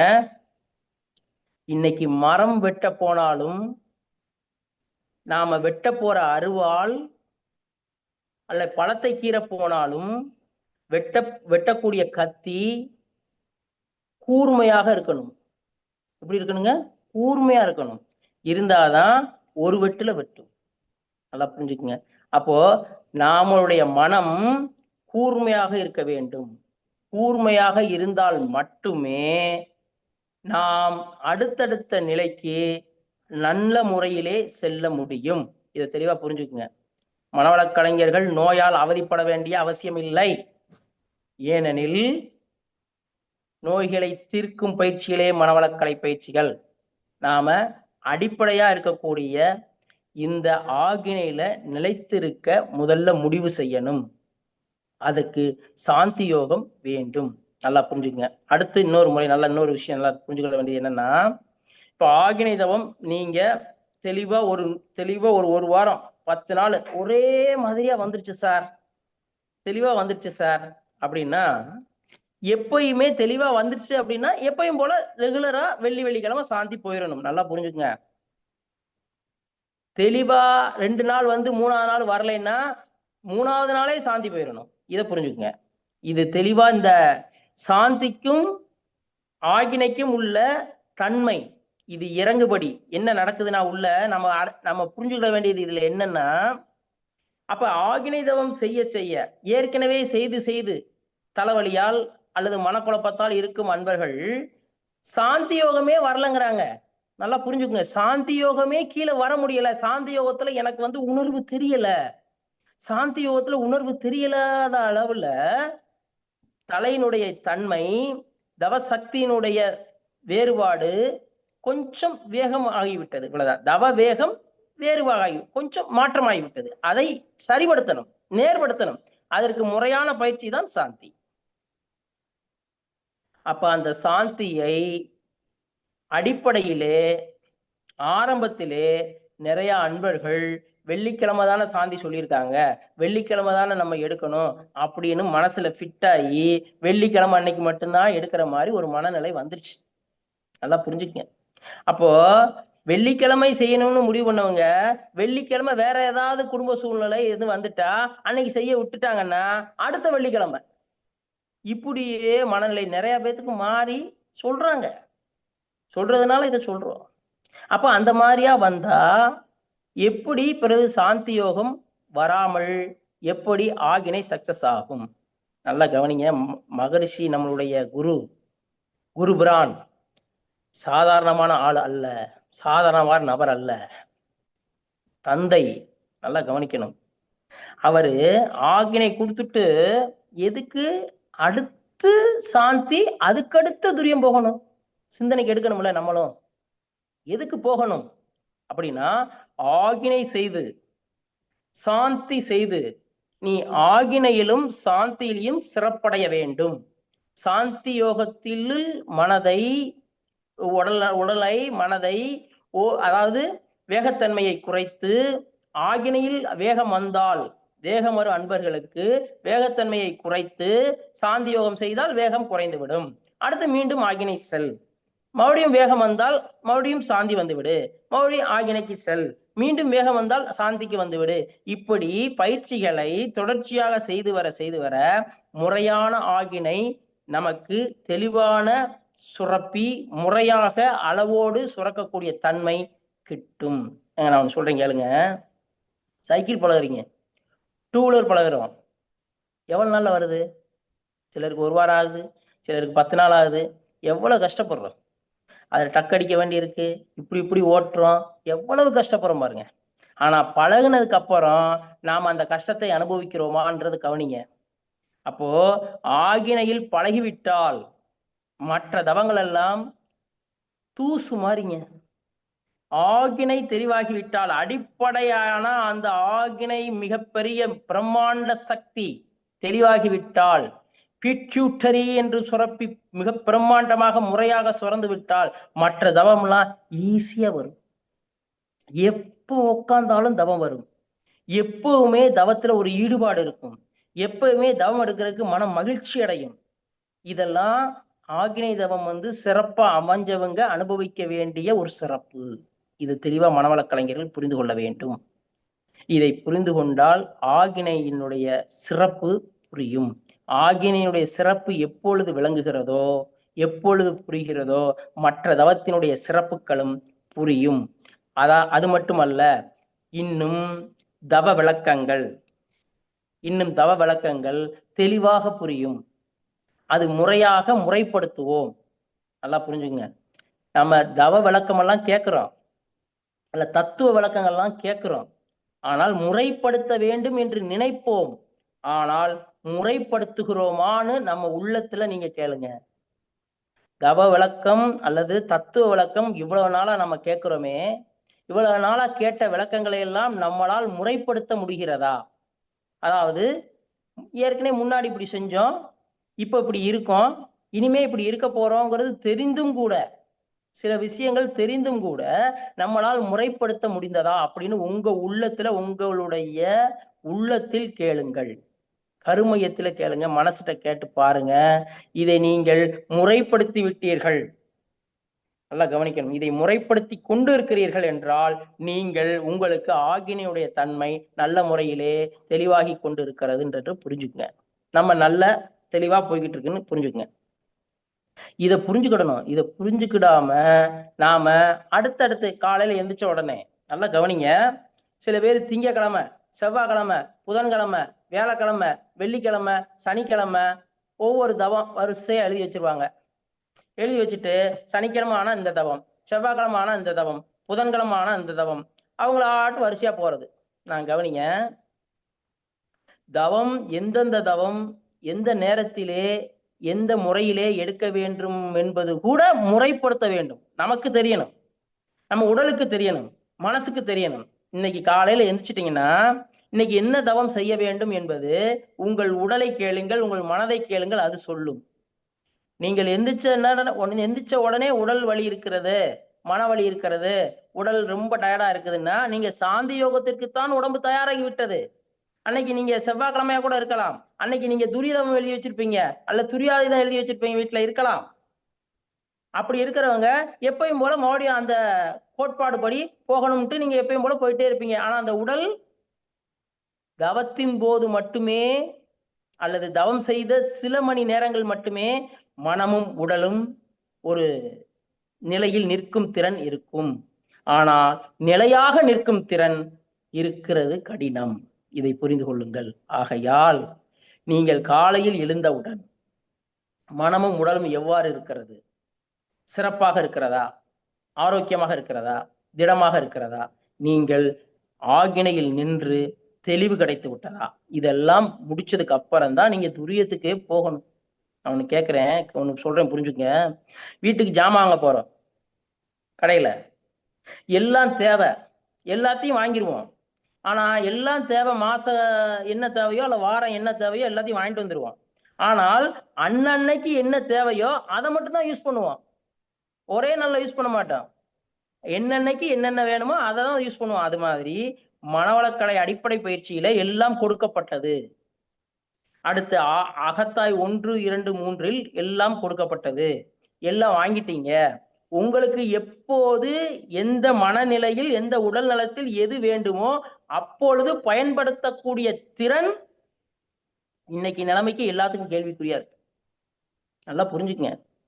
எல்லாத்துக்கும் கேள்விக்குறி. என்ன கேள்விக்குறின்னா, எல்லாத்துக்கும்னா இந்த மனக்குழப்பம் இருக்கிறவங்களுக்கெல்லாம் கேள்விக்குறி. மனக்குழப்பம் இல்லாத நபர்களுக்கெல்லாம் சக்சஸ். நல்லா கவனிக்கணும். அவங்க உடல் மனத்துக்கு சக்சஸ், குடும்பத்துக்கு சக்சஸ், தொழிலுக்கு சக்சஸ், இன்னும் அடுத்தடுத்த சாதனை படைப்பாளியாக மாறிக்கொண்டு இருக்கிறார்கள் மனவள கலைஞர்கள். நிறைய பேர் மாறிக்கிட்டு இருக்காங்க. நல்லா புரிஞ்சுக்குங்க. காரணம், அவர்கள் ஆகினையில் சிறப்படைந்த பிறகு அவர்கள் மனவளம், உடல் நலம், குடும்ப நலம், தொழில் நலம் எல்லாமே நலமா தான் மாறுது. எல்லாமே ஒருங்கிணைப்போட கூர்மையாக ஒரே சிந்தனையோட ஓர்மை கூர்மை சீர்மை நேர்மையோட கடைபிடிக்கும் திறன் மனதிற்கு கிடைக்கிறது. இதை புரிஞ்சுக்கங்க. அப்போ கிடைக்காத அன்பர்கள் இதை புரிஞ்சு கொள்ளணும். கிடைத்தவர்கள் அப்படியே மெயின்டைன் பண்ணிக்கிற வேண்டியதான். கிடைக்காத அன்பர்கள் புரிந்து கொள்ள வேண்டிய விஷயம், ஆகினையில் நாம் திறம்பட நிற்கும் திறனை அடைய வேண்டும். அதற்கு இந்த செயல்களை எல்லாம் ஒழுங்குபடுத்த வேண்டும்ங்கிறத புரிஞ்சுக்குங்க. ஆகினை துரியம் வருது, எனக்கெல்லாம் வருது வருதுன்ட்டே போயிட்டே இருந்தீங்கன்னா குழப்பம் இருக்கு, கஷ்டம் இருக்கு, எனக்கு கடன் இருக்கு, அது இருக்கு, இது இருக்குன்னா அதை தெளிவுபடுத்தவே தெரியாதே, அந்த நிலையை சரிப்படுத்த தெரியாதே, இந்த நிலையிலிருந்து நீங்க விடுபட தெரியாதே, இந்த சங்கடத்திலிருந்து விடுபட தெரியாதே, எப்படி விடுபடுவது? அதற்கு மன வலிமை வேண்டும், மனதிற்கு தெளிவு வேண்டும், புரிதல் வேண்டும்ங்கிறத புரிஞ்சுக்குங்க. சிலருக்கு பாத்தீங்கன்னா என்கிட்ட சொல்றாங்க, சார் எல்லா பயிற்சியும் சூப்பரா பண்றேன் சார், டெய்லி பண்ணிடுவேன் சார், சார் காயல்பம் காலையில சாயந்தரம் கரெக்டா பண்ணிடுறேன் சார், சார் ஒரு சின்ன பிரச்சனை சார், என்ன? தூக்கம் வர மாட்டேங்குது சார், தூக்கம் வர மாட்டேங்குது சார், தூக்கம் வர மாட்டேங்குதா? பிரச்சனை இல்லைங்க, சாந்தி பற்றாக்குறை. இவ்வளவுதான், முடிஞ்சு போச்சு. சிம்பிளா எடுத்துக்கங்க. எல்லாம் தெளிவா செய்றீங்கன்னா, சாந்தி பற்றாக்குறையால் மன அலைச்சூழல் வேகம் இறங்குவதில்லை. மன அலைச்சூழல் வேகம் ஏறிக்கொண்டே இருக்கிறதே தவிர இறங்க தெரியவில்லை. ஆகையால் படுத்தவுடன் தன்மை அதே நிலையில் இருப்பதால் தூக்கம் வருவதில்லை. இதை புரிஞ்சுக்கோங்க. தூக்கம் வரலைன்னா சாதாரண விஷயம், சாந்தி போயிருங்க. உடல் நலத்தாலும் மன நலத்தாலும் மிகவும் பாதிக்கப்பட்டவர்கள், மிகவும் சங்கடப்பட்டு கொண்டிருப்பவர்கள் முதலில் சாந்தி யோகம் நீண்ட நாள் எடுத்து எடுத்து எடுத்து எடுத்து பழகிய பிறகே அதற்கப்புறம் ஆகினைக்கு வந்தால்தான் ஆகினை சிறப்படைய முடியும். ஆகினை சிறப்படைய வேண்டுமென்றால் சாந்தியினுடைய ஒரு தன்மை மனிதனுக்கு மனிதருக்கு மனவளக் கலைஞர்களுக்கு தெள்ளத் தெளிவாக புரிய வேண்டும். இதை புரிந்தால்தான் நாம அடுத்த செக்ஷனுக்கு தெளிவா போக முடியும். நல்லா புரிஞ்சு கேட்டுங்க. நிறைய பேர் மனவளக்கலை நல்லா இருக்குங்க சார், பயிற்சியெல்லாம் நல்லா இருக்கு, நான் டெய்லி போயிட்டு இருக்கேன் சார், டெய்லி பண்ணிட்டு இருக்கேன் சார், நல்லா இருக்கு சார், எவ்வளவு நாள் இருக்கீங்க அப்படின்னு கேட்டோம்னா 4 வருஷம் இருப்பாங்க, 5 வருஷம் இருக்கேன் இருக்காங்க, 10 வருஷம் இருக்கேன் இருக்காங்க. ஆனாலும் அவர்களுக்கு இப்போ வரைக்கும் மனக்குழப்பங்கள் இருந்து கொண்டேதான் இருக்கிறது. நல்லா புரிஞ்சுக்கிடணும். மனக்குழப்பம் இருந்துச்சுனாலே ஆகினையில தெளிவாக நிற்க முடியவில்லை. எத்தனை ஆண்டு காலம் நம்ம பயிற்சி எடுத்திருந்தாலும் பரவாயில்லைங்க. அப்போ எத்தனை 30 வருஷம் மனவளக்கலையில இருந்தாலும் 15 வருஷம் மனவளக்கலை இருந்தாலும் இன்னும் மனக்குழப்பம் இருக்கும் என்றால் ஆகினையில் நாம் நிற்கும் திறனை இன்னும் அடையவில்லை என்று அர்த்தமே தவிர பயிற்சியில் குறைபாடு அல்ல. பயிற்சியில் எந்த விதமான மாற்றமும் அல்ல. பயிற்சியில் எந்த விதமான குறைபாடும் அல்ல. நாம் புரிந்து கொண்டதில் குறைபாடு, நாம் அறிந்து கொண்டதில் குறைபாடு, நாம் தெளிவடையாத நிலையில் உள்ள வேறுபாடு, இவ்வளவுதாங்க. இதை புரிஞ்சுக்கிட்டாலே மனவளக்கலையினுடைய பிரம்மாண்ட சக்தி மனிதனுக்கு புரியும். அந்த ஆகினை தவம் இப்ப சொன்ன மெத்தடு நல்லா புரிஞ்சுக்குங்க, தெளிவா புரிஞ்சுக்குங்க. ஒரு முறை சொல்லி தெளிவா புரிஞ்சுக்கிற வச்சிரும். புரிஞ்சுக்குங்க. ஆகினையில ரெகுலரா எடுக்கணும். உடல் உபாதைகள், மன குழப்பங்கள், எந்த மாதிரியான பிரச்சனைகள் உடலை சார்ந்து மனதை சார்ந்து, சிம்பிளா புரிஞ்சுக்குங்க, உடலை சார்ந்து மனதை சார்ந்து, வலியோ வேதனையோ தூக்க பிரச்சனையோ அது என்ன வழியாக இருந்தாலும் நீங்கள் சாந்தி யோகம் தெளிவாக செய்த பின்னரே அந்த உடலை சார்ந்த பிரச்சனை, மனதை சார்ந்த பிரச்சனை தெளிவடையும் வரை சாந்தி யோகத்தில் நிலைத்து அதற்கப்புறம்தான் ஆகினைக்கு சென்றால் நீங்கள் ஆகினையில் தெளிவடைந்து நிறைவடைய முடியும். ஆகினையில் நிறைவடையாமல் எந்த அடுத்த தவம், மேல்நிலை தவம் போனாலும் நாம் பாதியோடு மனவளக்கலைஞிலிருந்து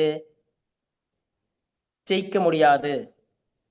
ஜெயிக்க முடியாத மீன்ஸ் என்னன்னா, நமது வினைப்பதிவுகளை மகிழ்ச்சியோடு கழிக்க இயலாது. வினைப்பதிவுகளை மகிழ்ச்சியோடு கழித்து நமக்கு நாமும் உதவியாக, நம் குடும்பத்திற்கும் உதவியாக, பிறருக்கும் உதவியாக, ஊருக்கும் உதவியாக நிலையை அடைய இயலாது. நல்லா புரிஞ்சுக்குங்க. சோ இதை புரிந்து கொண்டு இந்த நிலையில் நீங்கள் தெளிவடைஞ்சுன்னா என்ன நடக்கும்னா, ஆகினை சூப்பரா சக்சஸ் ஆன உடனே முதல்ல உங்க உடம்பே மாறும், மனம் மாறும், குடும்பம் மாறும், தொழில் மாறும், எல்லாம் ஈஸியா சக்சஸ் படுத்திடுவீங்க. அடுத்ததுக்கு அப்புறம் தான் உலகத்துக்கு என்ன செய்யலான்ற நினைப்பே வரும். உலகத்துக்கு என்ன செய்யலாம், ஏன்னா நம்முடைய குறைகள் நீங்கினாதான், உடல் மனக்குறைகள் நீங்கினால்தான் குடும்பத்துக்கு என்ன செய்ய வேண்டும் என்ற தன்மை அறிவுக்கு கிட்டும். குடும்பம் நிறைவடைந்த பின் அதுக்கடுத்து நம்முடைய தொழிலை சார்ந்த, குடும்பத்தை சார்ந்த, நமது குடும்ப உறுப்பினர்களை சார்ந்த அல்லது உடன்பிறப்புகளை சார்ந்த பிரச்சனைகள் எல்லாம் தீர்க்க வல்லமை ஒரு மனிதனுக்கு உண்டு. ஒரு மனிதனுக்கு உண்டு. இந்த இவர்களது பிரச்சனைகள்லாம் தீர்ப்பதற்கு ஒரு மனிதனுக்கு வல்லமை உண்டு. அந்த ஆகினையின் சிறப்பு, அந்த ஒரு மனிதனை வல்லமையாக படைப்பாளியாக ஆக்கக்கூடிய மிக பிரமாண்ட சக்தி ஆகினையில் உண்டு. இதை மறந்துடவே கூடாது. இதை புரிஞ்சுங்க. அப்ப எப்ப ஆகினை எடுத்தாலும் ஒரு சுகத்தை அனுபவிக்கும் தன்மை மனிதனுக்கு கிட்டும். சுகம் என்றால் மகிழ்ச்சி உணர்வு, ஒரே நிலையான இன்ப உணர்வு. இல்ல வேகம் இருக்குது, வலி இருக்குது, ஆகினையில் வலி இருக்குது, அப்படியே குத்துற மாதிரி இருக்குன்னா தவறு. அவ்வாறு இருந்தால் நீங்கள் சாந்தி யோகத்திற்கு தயாராகி விட்டீர்கள். இதை புரிஞ்சுக்கங்க. இப்படியே புரிஞ்சு புரிஞ்சு வரணும். அப்ப வரும்போதுதான் மகரிஷி நமக்கு அருளிய உலக சமுதாய சேவா சங்கத்தினுடைய, நல்லா புரிந்து கொள்ளுங்கள், உலக சமுதாய சேவா சங்கத்தினுடைய அடுத்த கட்டம் புரியும். உலகத்திற்கு இனி மனவளக்கலையினுடைய தன்மை எவ்வாறு தெளிவுபடுத்த வேண்டும் என்ற ஒரு நிலை ஒரு மனிதனுக்கு கிட்டும். அதாவது உலகமே அமைதி அடைய வேண்டும், மிகப்பெரிய ஒரு விஷயம். உலகமே அமைதி அடைந்தால், தனி மனிதன் அமைதி அடைந்தால்தான் உலகமே அமைதி அடையும்ங்கிற ஒரு மிகப்பெரிய தத்துவம் மகரிஷி சொல்லியிருக்காங்க. நல்லா கவனிக்கணும். மகரிஷியினுடைய நோக்கம் என்னவென்றால், ஒரு மனிதன் வாழ்க்கையிலே, ஒரு மனிதன், அது ஆணாக இருந்தாலும் பெண்ணாக இருந்தாலும், ஒரு மனிதன் வாழ்க்கையிலே அவன் அமைதி பெற்று, அவன் உடல் அமைதி பெற்று, மனம் அமைதி பெற்று, வினைப்பதிவுகளை மகிழ்ச்சியாக தீர்க்க வேண்டும் என்ற ஒரு நோக்கம். அந்த ஒரு நோக்கம் விளைவு என்னவாக வரும் அப்படின்னு சொல்றாரு மகரிஷி. நல்லா கவனிக்கணும். மகரிஷி மனிதனுடைய ஒரு நோக்கம் நிறைவேறிவிட்டால், அவன் மனம் உடல் சார்ந்த பிரச்சனைகள் எல்லாம் நீங்கிவிட்டால், அந்த விளைவு குடும்பத்தை நலமாக்க மாற்றுகிறது. இப்படி அடுத்தடுத்து சொல்லி சமுதாயத்தெல்லாம் மாற்றி, அதையும் தாண்டி, நல்லா புரிஞ்சுக்குங்க, அதையும் தாண்டி அவர் மிகப்பெரிய உலக சமுதாய சேவா சங்கத்தினுடைய மிகப்பெரிய பொக்கிஷம் என்னவென்றால், உலகம் அமைதி பெற வேண்டும், மனித குலம் அமைதி வேண்டும், உலகம் முழுக்க, நாடுகள் முழுக்க அனைத்து மனிதர்களும் அமைதி நிலையை அடைய வேண்டும் என்பதே மிகப்பெரிய ஒரு உலக சமுதாய சேவா சங்கத்தினுடைய தொண்டு. மகரிஷி எல்லா இடத்துலையும் அருள் தொண்டன் அப்படின்னு போடுவாங்க. நல்லா கவனிங்க. நம்மெல்லாம் அருள் தொண்டர்கள். மனவளக் கலைஞர் அத்துணை பேரும், மனவளக் கலைஞர்கள் அத்துணை பேரும் அருள் தொண்டர்கள். நல்லா புரிஞ்சுக்குங்க. இன்னும் மனித குலத்திலே எல்லா மனிதர்களையும் வளமாக்கக்கூடிய திறமை படைத்தவர்கள் மனவளக் கலைஞர்கள். பயிற்சிக்கு ஆரம்பத்துல எத்தனை பேர்த்த சேர்த்து விட்டுருப்பான் யோசிங்க. உங்களுக்கு உடம்பு ஆரம்பத்துல நல்லா இருந்துச்சு, சேர்த்து விட்டீங்க. அடுத்து இப்ப நல்லா தான் இருக்கு, கொஞ்சம் முறைப்படுத்திக்கிடணும், அவ்வளவுதான். இப்படி போகாம கொஞ்சம் எப்படி இருக்கோ, உடல் எப்படி இருக்கோ, மனது எப்படி இருக்கோ புரிஞ்சுக்கிட்டு அதை முறைப்படுத்தி சரிப்படுத்திக்கிட்டு போகணும், அவ்வளவுதான். அப்ப இதெல்லாம் சரிப்படுத்திட்டு போக போக போக போக நம்முடைய குருவின் ஆக்கப்பூர்வமான ஒரு சிந்தனையாக உலக அமைதி கிட்டும். உலக அமைதிக்கு என்ன செய்ய வேண்டும் என்ற நிலை ஒவ்வொரு மனவளக் கலைஞர்களுக்கும் கிட்டும். இதை புரிஞ்சுக்குங்க. நம்முடைய நோக்கம் இதுதான். குருவின் நோக்கம்தான் மனவளக் கலைஞர்களின் நோக்கம். அதற்கு நமது உடலையும் மனதையும் சரிப்படுத்த வேண்டும், அவ்வளவுதான். அதை சரிப்படுத்தி வாழ்க்கையிலேயே படைப்பாளியாகவே இருக்கணும். எப்பயுமே படைத்ததை வாங்கும் நபராக இல்லாமல் நாமே படைப்பாளியாக இருக்க வேண்டும். அந்த அளவுக்கு மனவளக் கலைஞர்களுக்கு திறன் இருக்கிறது என்பதை புரிந்து கொள்ளுங்கள். அந்த திறனை வெளியே கொண்டு வருவதுதான் யோகம், மனவளக்கலை. ஒவ்வொரு மனிதனுக்கும் அவர்களுக்குள்ளே மறைந்து கிடைக்கக்கூடிய சக்தியை வெளிக்கொண்டு வருவதுதான் மனவளக்கலையின் யோக சக்தி. இதை புரிஞ்சுக்குங்க. வெளிக்கொண்டு வந்து அவர்களுடைய தொண்டை ஊருக்கும் உலகுக்கும் தனக்கும் பிறருக்கும் தற்காலத்திலும் பிற்காலத்திலும் உடலுக்கும் மனதிற்கும் நிறைந்த மகிழ்ச்சியோடு வாழ வைப்பதே புண்ணிய செயல். இது ஒவ்வொரு மனிதனுக்கும் கிட்டக்கூடிய பயிற்சி முறை. இதை தெளிவா புரிஞ்சுக்கிட்டீங்கன்னா சந்தோஷமா பயிற்சி செய்வீங்க.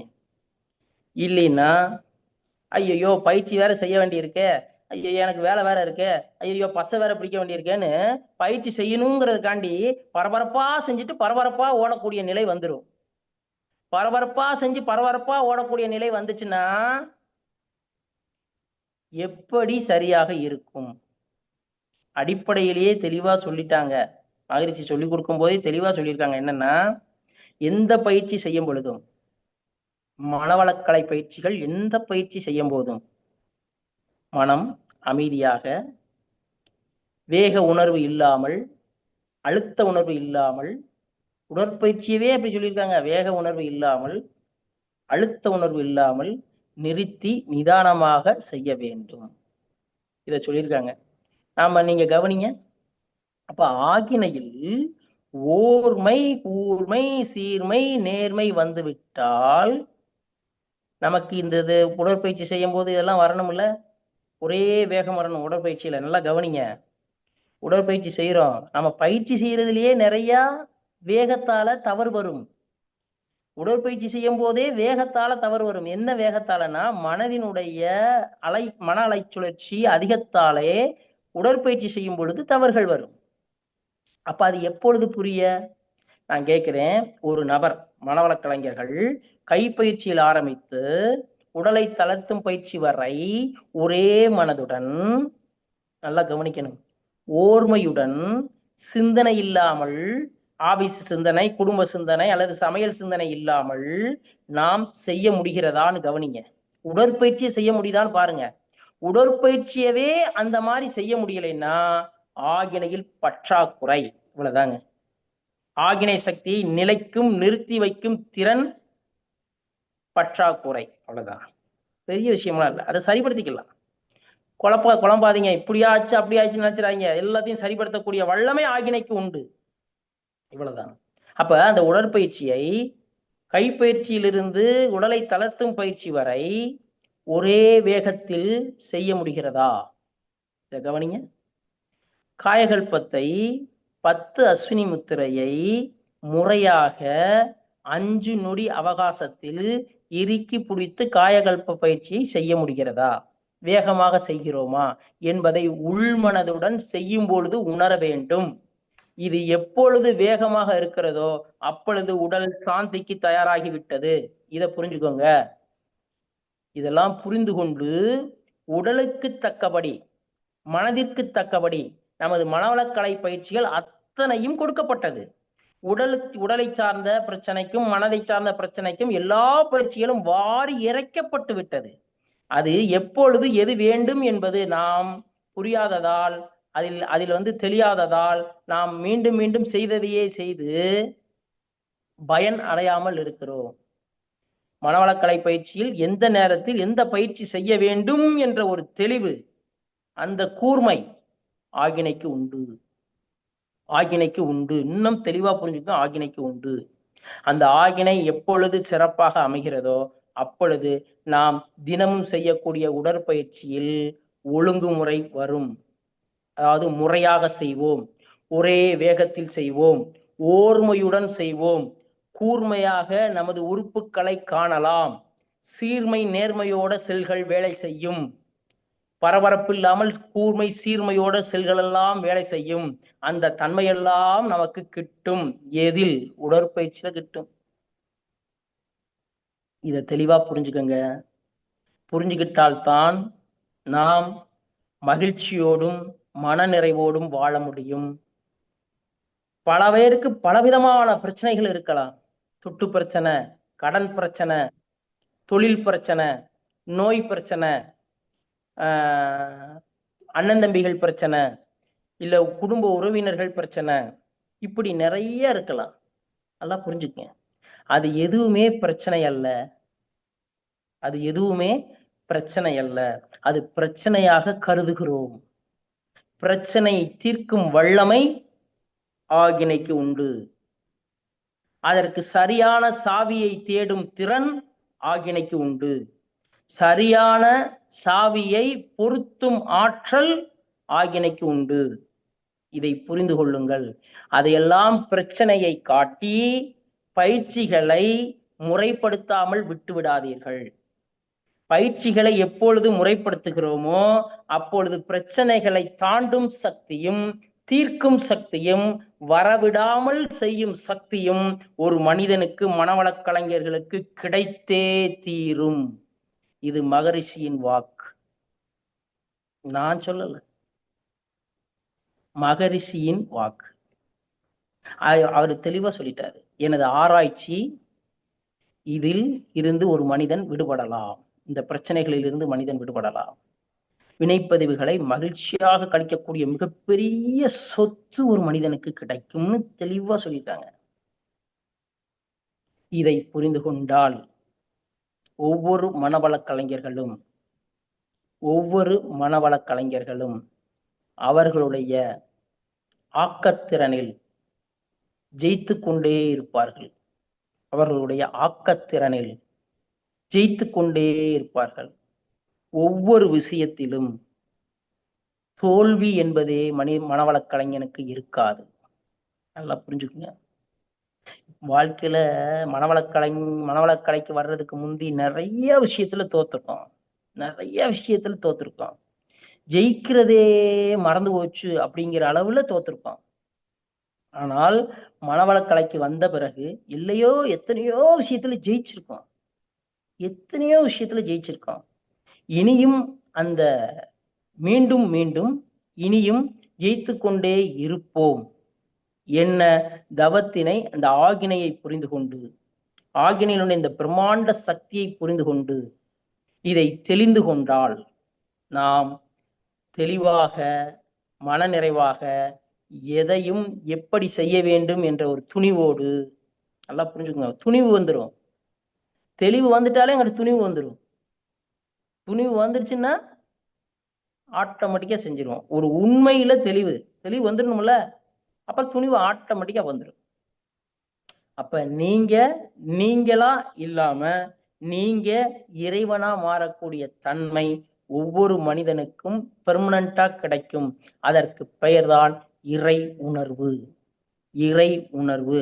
அந்த இறை உணர்வு எந்த நேரத்திலும், எந்த சூழ்நிலையிலும், எந்த முறையிலும் அது எப்பொழுதும் மனிதனுக்கு கிட்டும் என்பதை புரிந்து கொண்டு, எந்த நிலையிலும் பயிற்சிக்கு லீவு போடாமல், நல்லா புரிஞ்சுங்க,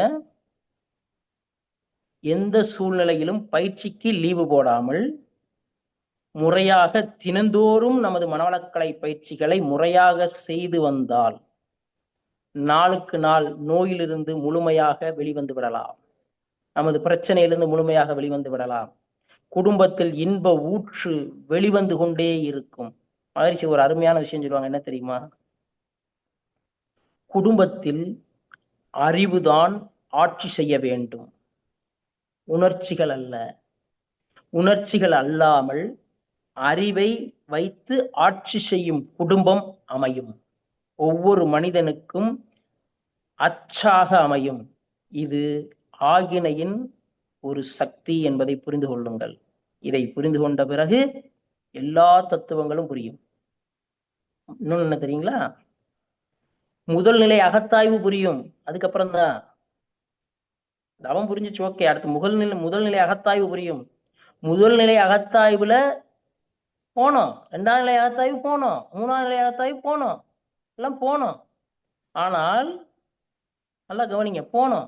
அந்த பயிற்சிகளை எல்லாம் நாம் மேற்கொண்டோமா அப்படின்னு நீங்க உங்களை கேள்வி கேட்டீங்கன்னா, எதெல்லாம் மேற்கொண்டீங்க, எதெல்லாம் பண்ணலைங்கிறது உங்களுக்குள்ளேயே வரும். நீங்களே அகத்தாய்வு அதை செய்து திருத்தி மாற்றி அமைக்கக்கூடிய திறன் கிடைக்கும். இதை புரிஞ்சுக்குங்க. அடுத்த நிலை நல்லா புரிஞ்சுங்க. இந்த பிரபஞ்ச சக்தியை நம்ம சுத்தி புரிஞ்சுக்கிடணும். நம் ஒரு மனிதனை சுற்றி இருப்பது சுத்த சக்தி. இதை புரிஞ்சுக்கணும், தெளிவா புரிஞ்சுக்குங்க. ஒரு மனிதனை சுற்றி இருப்பது சுத்த சக்தியை தவிர வேறு எதுவும் இல்லை. அனைத்தும் சுத்த சக்தியிலிருந்து வெளிவந்த சக்தியே. ஆகையால் நாம் ஒவ்வொரு மனிதனிடம் சுத்தி இருப்பது சுத்த சக்தியே. நல்லா கவனிச்சுக்குங்க. தீய சக்தி என்பது சுத்த வெளியில் இல்லை. நல்லா புரிஞ்சுக்குங்க. தீய சக்தி என்பது சுத்த சக்தியில் சுத்த வெளியில் இல்லை. அனைத்தும் நல்ல சக்திகளே. ஒவ்வொரு மனிதனுடைய தீய குணங்களே, ஒவ்வொரு மனிதனுடைய தீய குணங்களே தீய சக்தி என்பதை புரிந்து கொள்ளுங்கள். அந்த தீய சக்தியை சுத்த சக்தியால் தான், நமக்குள் இருக்கும் சுத்த சக்தியால் தான் வெல்ல முடியும் என்பதை புரிந்து கொள்ளுங்கள். இதை புரிந்து கொண்ட எந்த ஒரு மனவளக் கலைஞர்களுக்கும் எந்த ஒரு பிரச்சனையும் இல்லாமல் மகிழ்ச்சியோடு வாழும் திறன் எப்பொழுதுமே கிடைக்கும். நல்லா புரிஞ்சுங்க, எப்பொழுதுமே கிடைக்கும். இதை புரிந்து கொண்ட பிறகு நீங்கள் வேற மாதிரி வாழ முடியும். இந்த நிறைவான சிந்தனையோடு, இந்த நிறைவான புரிதலோடு இந்த நிகழ்ச்சியை நிறைவு செய்து கொள்வோம். நல்லா புரிஞ்சுக்குங்க. நன்றி. வாழ்க வளமுடன், வாழ்க வளமுடன், வாழ்க வளமுடன். நிறைவு. தற்போது ஐயா அவர்கள் நம்முடைய கேள்விகளுக்கு சிறப்பாக பதிலளிக்க இருக்கிறார்கள். வாழ்க வளமுடன். முதலாவதாக முதலாவதாக விஜயகுமார் ஐயா, நீங்க அன்மியூட் பண்ணிக்கலாங்க ஐயா. அம்மா வாழ்க வளமுடன். வாய்ப்புக்கு ரொம்ப நன்றி. ஐயா மிக வாழ்க சிறப்பான பதிவுங்க ஐயா. என்ன சொல்றதுன்னு தெரியல. உண்மையிலேயே ரொம்ப பிரம்மாண்டமா ஒரு பாசிட்டிவிட்டியான நிறைய இன்ஃபர்மேஷன் கொடுத்தீங்க. ரொம்ப நன்றிங்க ஐயா. என்னுடைய கேள்வி என்னன்னா, நான் கடந்த 5 வருஷமா மனவள கலை மன்றத்துல இருக்கேன். இப்போ சரிங்க. பிரசண்டா டிப்ளமா பண்ணிட்டு இருக்கேன் ஐயா கூடுவாஞ்சேரி மன்றத்துல. என்னுடைய சொந்த ஊர் தருமபுரி, சென்னையில வேலை செஞ்சுட்டு இருக்கேன். அங்க டிப்ளமா ஜாயின் பண்ணிருக்கேன். சரி ஒரு ஆரம்பத்துல நான் காயகல்பா பண்ணிட்டு ஆக்கினை தீட்சை எடுத்துட்டு பண்ணிட்டு இருந்தேன் ஐயா ஒரு 5 வருஷத்துக்கு முன்னாடி. சரி இன்பிட்வீன்ல ஒரு 1.5 இயர் பண்ண முடியலைங்க ஐயா ஆக்கினை. அதுக்கப்புறம் உடல்ல ஒரு சில பிரச்சனைகள்லாம் வந்துச்சு. லைக் எனக்கு பர்டிகுலரா சொன்னோம்னாக்கா, எனக்கு இந்த ஜீரணம் சம்பந்தப்பட்ட பிரச்சனைகள் வந்ததுங்க ஐயா. இந்த பெருக்குடல்ல பிரச்சனைன்ற மாதிரி. அதுக்கப்புறம் மாத்திரை எடுத்தா ஓரளவுக்கு சால்வ் ஆயிடுச்சு. சரி, வாழ்க வளமுடன். ஏன் கேக்குதா? வாழ்க வளமுடன் ஐயா. அவர் லைன்ல இருந்து கட் ஆயிட்டாருங்க ஐயா. சரிங்களா? சரிங்க, சரிங்க. நீங்க அவரு கேட்ட கேள்விக்கு மட்டும் பதில் சொல்லிருங்க ஐயா, அடுத்து போய்க்கலாம். அதாவது இந்த மாதிரியான உடல் தொந்தரவுகள் சாந்தி யோக பற்றாக்குறையால் வந்து கொண்டிருக்கிறதுங்கிறது எல்லாரும் புரிஞ்சுக்கணுங்க. அதை தெளிவா புரிஞ்சுக்கணும். அதாவது மலச்சிக்கல், வயிற்றை சார்ந்த பிரச்சனை, ஜீரண சக்தி பிரச்சனை, இது எல்லாமே சாந்தி யோகத்தினுடைய தெளிவு இல்லாததால், சாந்தி யோகம் நல்லா வராததால் கூட எடுத்துக்கோங்க. சாந்தி யோகம் நன்றி தொடர்ச்சி அந்த பிரச்சனை சிலருக்கு இருந்தால், இன்னும் பலருக்கு இருந்தால், சாந்தி யோகம் மட்டுமே செய்யணும். சாந்தி யோகம் மட்டுமே செய்து இந்த பிரச்சனைகள் எல்லாம் குறுகிய நாள்ல தீர்ந்துருங்க. இந்த பிரச்சனை தீரும் வரை சாந்தி யோகம் தான் செஞ்சுட்டு அதுக்கப்புறம் ஆகினை போனீங்கன்னா ஏ கிளாஸா வரும், நம்பர் 1 வரும். அப்ப சாந்தி யோகம் 2 நாள் பண்ணிட்டேன், 3 நாள் பண்ணிட்டேன், 4 நாள் பண்ணிட்டேன், 1 வாரம் பண்ணிட்டேன், ஒரே சாந்தி யோகம் பண்ணவா அப்படின்னு நினைச்சிட்டு மறுபடியும் போய்கிட்டு இருக்கோம். அப்படி அல்ல. உடலை சார்ந்த மனதை சார்ந்த பிரச்சனைகள் எப்பொழுது வந்தாலும் சாந்தி யோகத்திற்கு மட்டுமே தான் உடலும் மனமும் தயாராகி விட்டது என்பதை ஆழமா புரிஞ்சுக்குங்க. சரிங்களா? நீங்க சில மாத்திரைகள் எடுத்தாலும் பரவாயில்ல, நீங்கள் சாந்தி யோக பயிற்சியை ரெகுலரா செய்யுங்க. செய்ய செய்ய செய்யதான் உடல்ல இருக்கக்கூடிய மொத்த தெளிவும் வரும். அதுக்கப்புறம் நீங்க ஆகினை தாராளமா போலாங்கய்யா. மற்ற எல்லா தத்துவங்களும் புரியும். உடலை சார்ந்த பிரச்சனை எல்லாமே தீர்ந்துடும். வாழ்க வளமுடன். வாழ்க வளமுடன். நன்றிங்க ஐயா. வாழ்க வளமுடன். சரிங்க. கேக்குதுங்க ஐயா, கேக்குது. நன்றி நன்றி. அடுத்ததாக இந்திராணி அம்மா, நீங்க அட்மிட் பண்ணிக்கலாங்கம்மா. நன்றி அம்மா. வாழ்க வளமுடன் ஐயா. வாழ்க வளமுடன் ஐயா.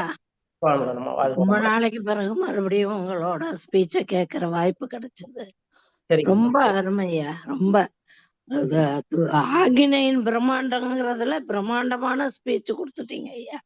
எல்லாருக்கும் எவ்வளவு விளங்கணுமோ அவ்வளவு நல்லா விளங்கிடுச்சு. திரும்ப திரும்ப கூறி நல்ல விதமா பதிய வச்சிருக்கீங்க. ரொம்ப சந்தோஷம். ரொம்ப நன்றி உங்களுக்கு.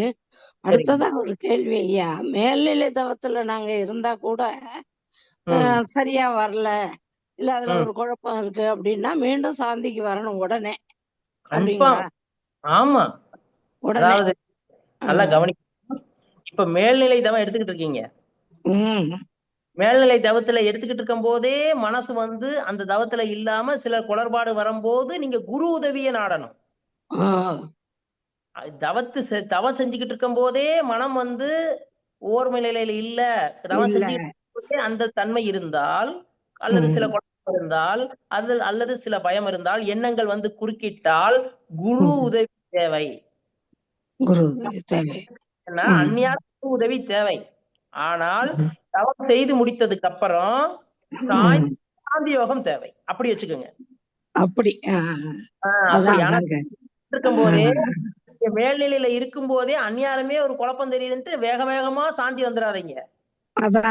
அதான் கேட்டேன். மனதிற்கு தேவை குரு உதவி. முதல்ல இருந்தே குரு உதவியோட தான் போறோம்.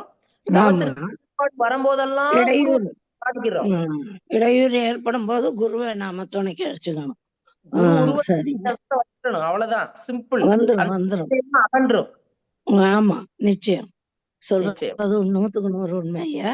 அடுத்தது மனம் ஓர்மைப்பட்டால், அதாவது நுணுகினால் தானே ஐயா சாந்தியில் நிக்க முடியும். ஆமா ஆமா, அதாவது ம். மனம் நுணுகுவதற்கும் அணுகுவதற்கும், நல்லா புரிஞ்சுங்க, மனம் நுணுகுவதற்கும் அணுகுவதற்கும், நுணுகிறது அணுகிறதெல்லாம் ஓர்மை திறனுக்கு உள்ள வருதுன்னு அர்த்தம். ஓ. அப்ப திறனுக்கு வர்றதா இருந்தா, இப்ப சாந்தி யோகம் சிலருக்கு வரலைன்னு வச்சுக்கங்க. இப்ப உங்களுக்கு சாந்தி யோகம் வரலைன்னு வச்சுக்கங்க, இல்ல ம். வருது ஆனா உணர்வு தெரியலைன்னா, நாம ம். உணர்வு ஏற்படுத்த தண்டி சாந்தி தவம் தான். இத புரிஞ்சுக்கோங்க. ம். இப்ப ஓ. ஆகினை செஞ்சிருக்கோம், நிறைய தவம் செஞ்சுட்டு இருக்கோம். சாந்தி யோகம் வந்து வாரத்துக்கு ஒரு நாள் செஞ்சு தவசக்தி தான் இருக்கு. தவசக்தி எனக்கு இருக்கு, ஆனா அதில் பயன்படுத்த தெரியாத நிலையில் இருக்கு. அப்படி வச்சுக்கோங்க. ம். அப்ப இன்னும் கொஞ்ச நாள் தொடர்ச்சியா சாந்தி யோகம் பண்ணிட்டு தான் அந்த இது பூரா நமக்கு அமைதி பெற்று அதுக்கப்புறம் மறுபடியும் கரெக்டா இருக்கும். ம். ஓ, நான் டெய்லி நைட்ல சாந்தி செஞ்சுட்டு தான் படுக்கிறேன் ஐயா. ஒரு சில சரிம்மா. நாள் தவிர. சில சரி. நாள் நல்லா தவம் பண்றேன். சில நாள் என்ன ஆயிடுது, அந்த தவத்துல தூங்கிடுறேன் ஓ நைட்டு சரி சாந்தி தவம் செய்யும்போது. சரி அப்புறம் திடீர்னு முழிச்சு மறுபடியும் தொடர்ச்சியா செய்யறேன். அது சரி. சரியாகுமா? அது சரி இருக்காதா? அதாவதுங்கம்மா, சாந்தி யோகம் பண்றதே தூக்கத்துக்கு தான். ம். தூக்கத்துக்கு பண்றோம்.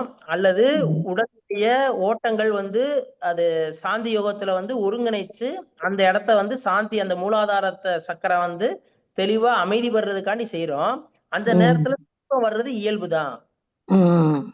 தூக்கம் வந்தா நைட்டு நீங்க செய்யும் போது படுக்கிறதுக்கு முன்பு தூக்கம் வந்தா தூங்கிருங்க. தூங்கிடலாம். ஆனா நீங்க காலையில சாந்தி யோகம் பண்ணும்போது தூக்கம் வந்தா, நீங்க உங்க மனசுட்ட தூங்காம சாந்தி யோகம் பண்ணி முடிச்சுட்டு அதுக்கப்புறம் பார்ப்போம் அப்படின்னு சொல்லணும். அந்நியாரம் ஒரு உள்ளுக்கு அகத்தாய் உள்ளுக்க சொல்லணும்.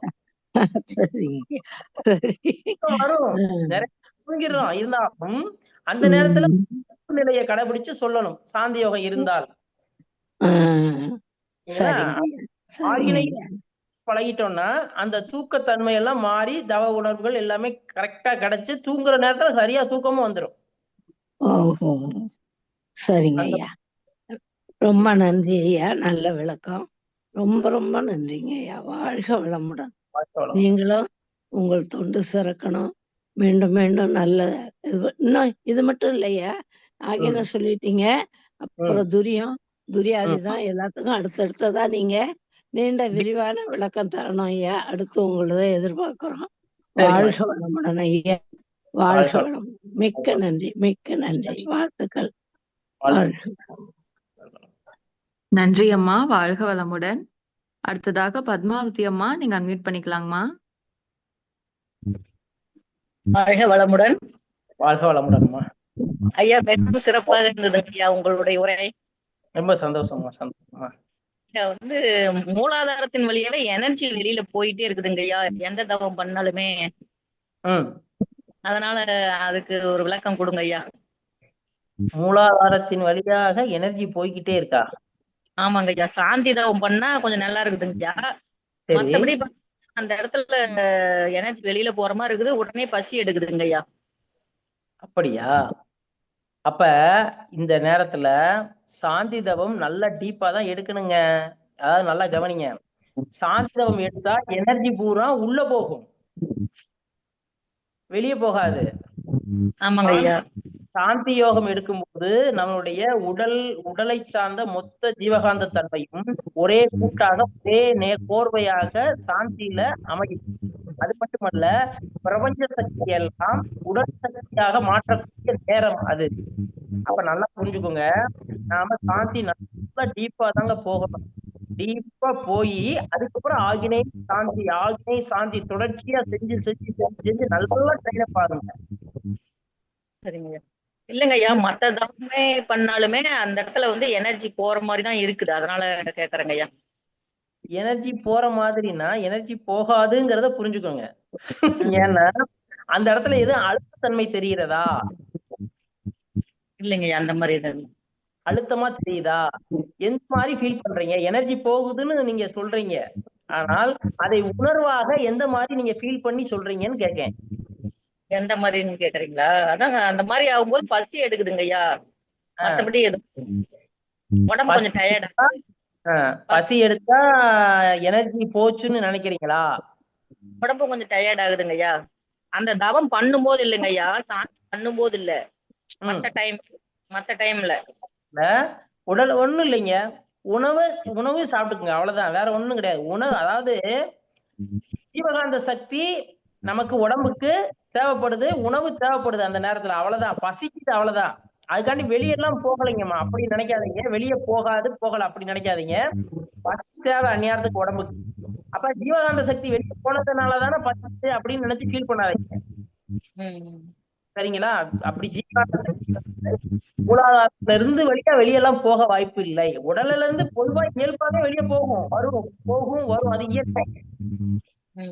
ஆனா குறிப்பாக மூலாதாரத்திலிருந்து வெளியே செல்வதும் மூலாதாரத்துக்கு உள்ளே வந்து அப்படி இல்லாங்க. மூலாதாரத்துக்கு வர்றதுக்கு தான் வாய்ப்பு இருக்கு, ஆனா வெளியே போகாது. மூலாதாரத்துல உடல்கள் வழியாக உடலின் மொத்த அதிர்ச்சியாக எப்பொழுதும் வெளியே ஓய்கொண்டும் எப்பொழுதும் உள்ளே வந்து கொண்டு இருப்பது இயற்கை. சரிங்க சரிங்க. வாழ்க வளமுடன் அம்மா. அடுத்ததாக ஸ்ரீனிவாசன் ஐயா, நீங்க அன்மியூட் பண்ணிக்கலாங்க ஐயா.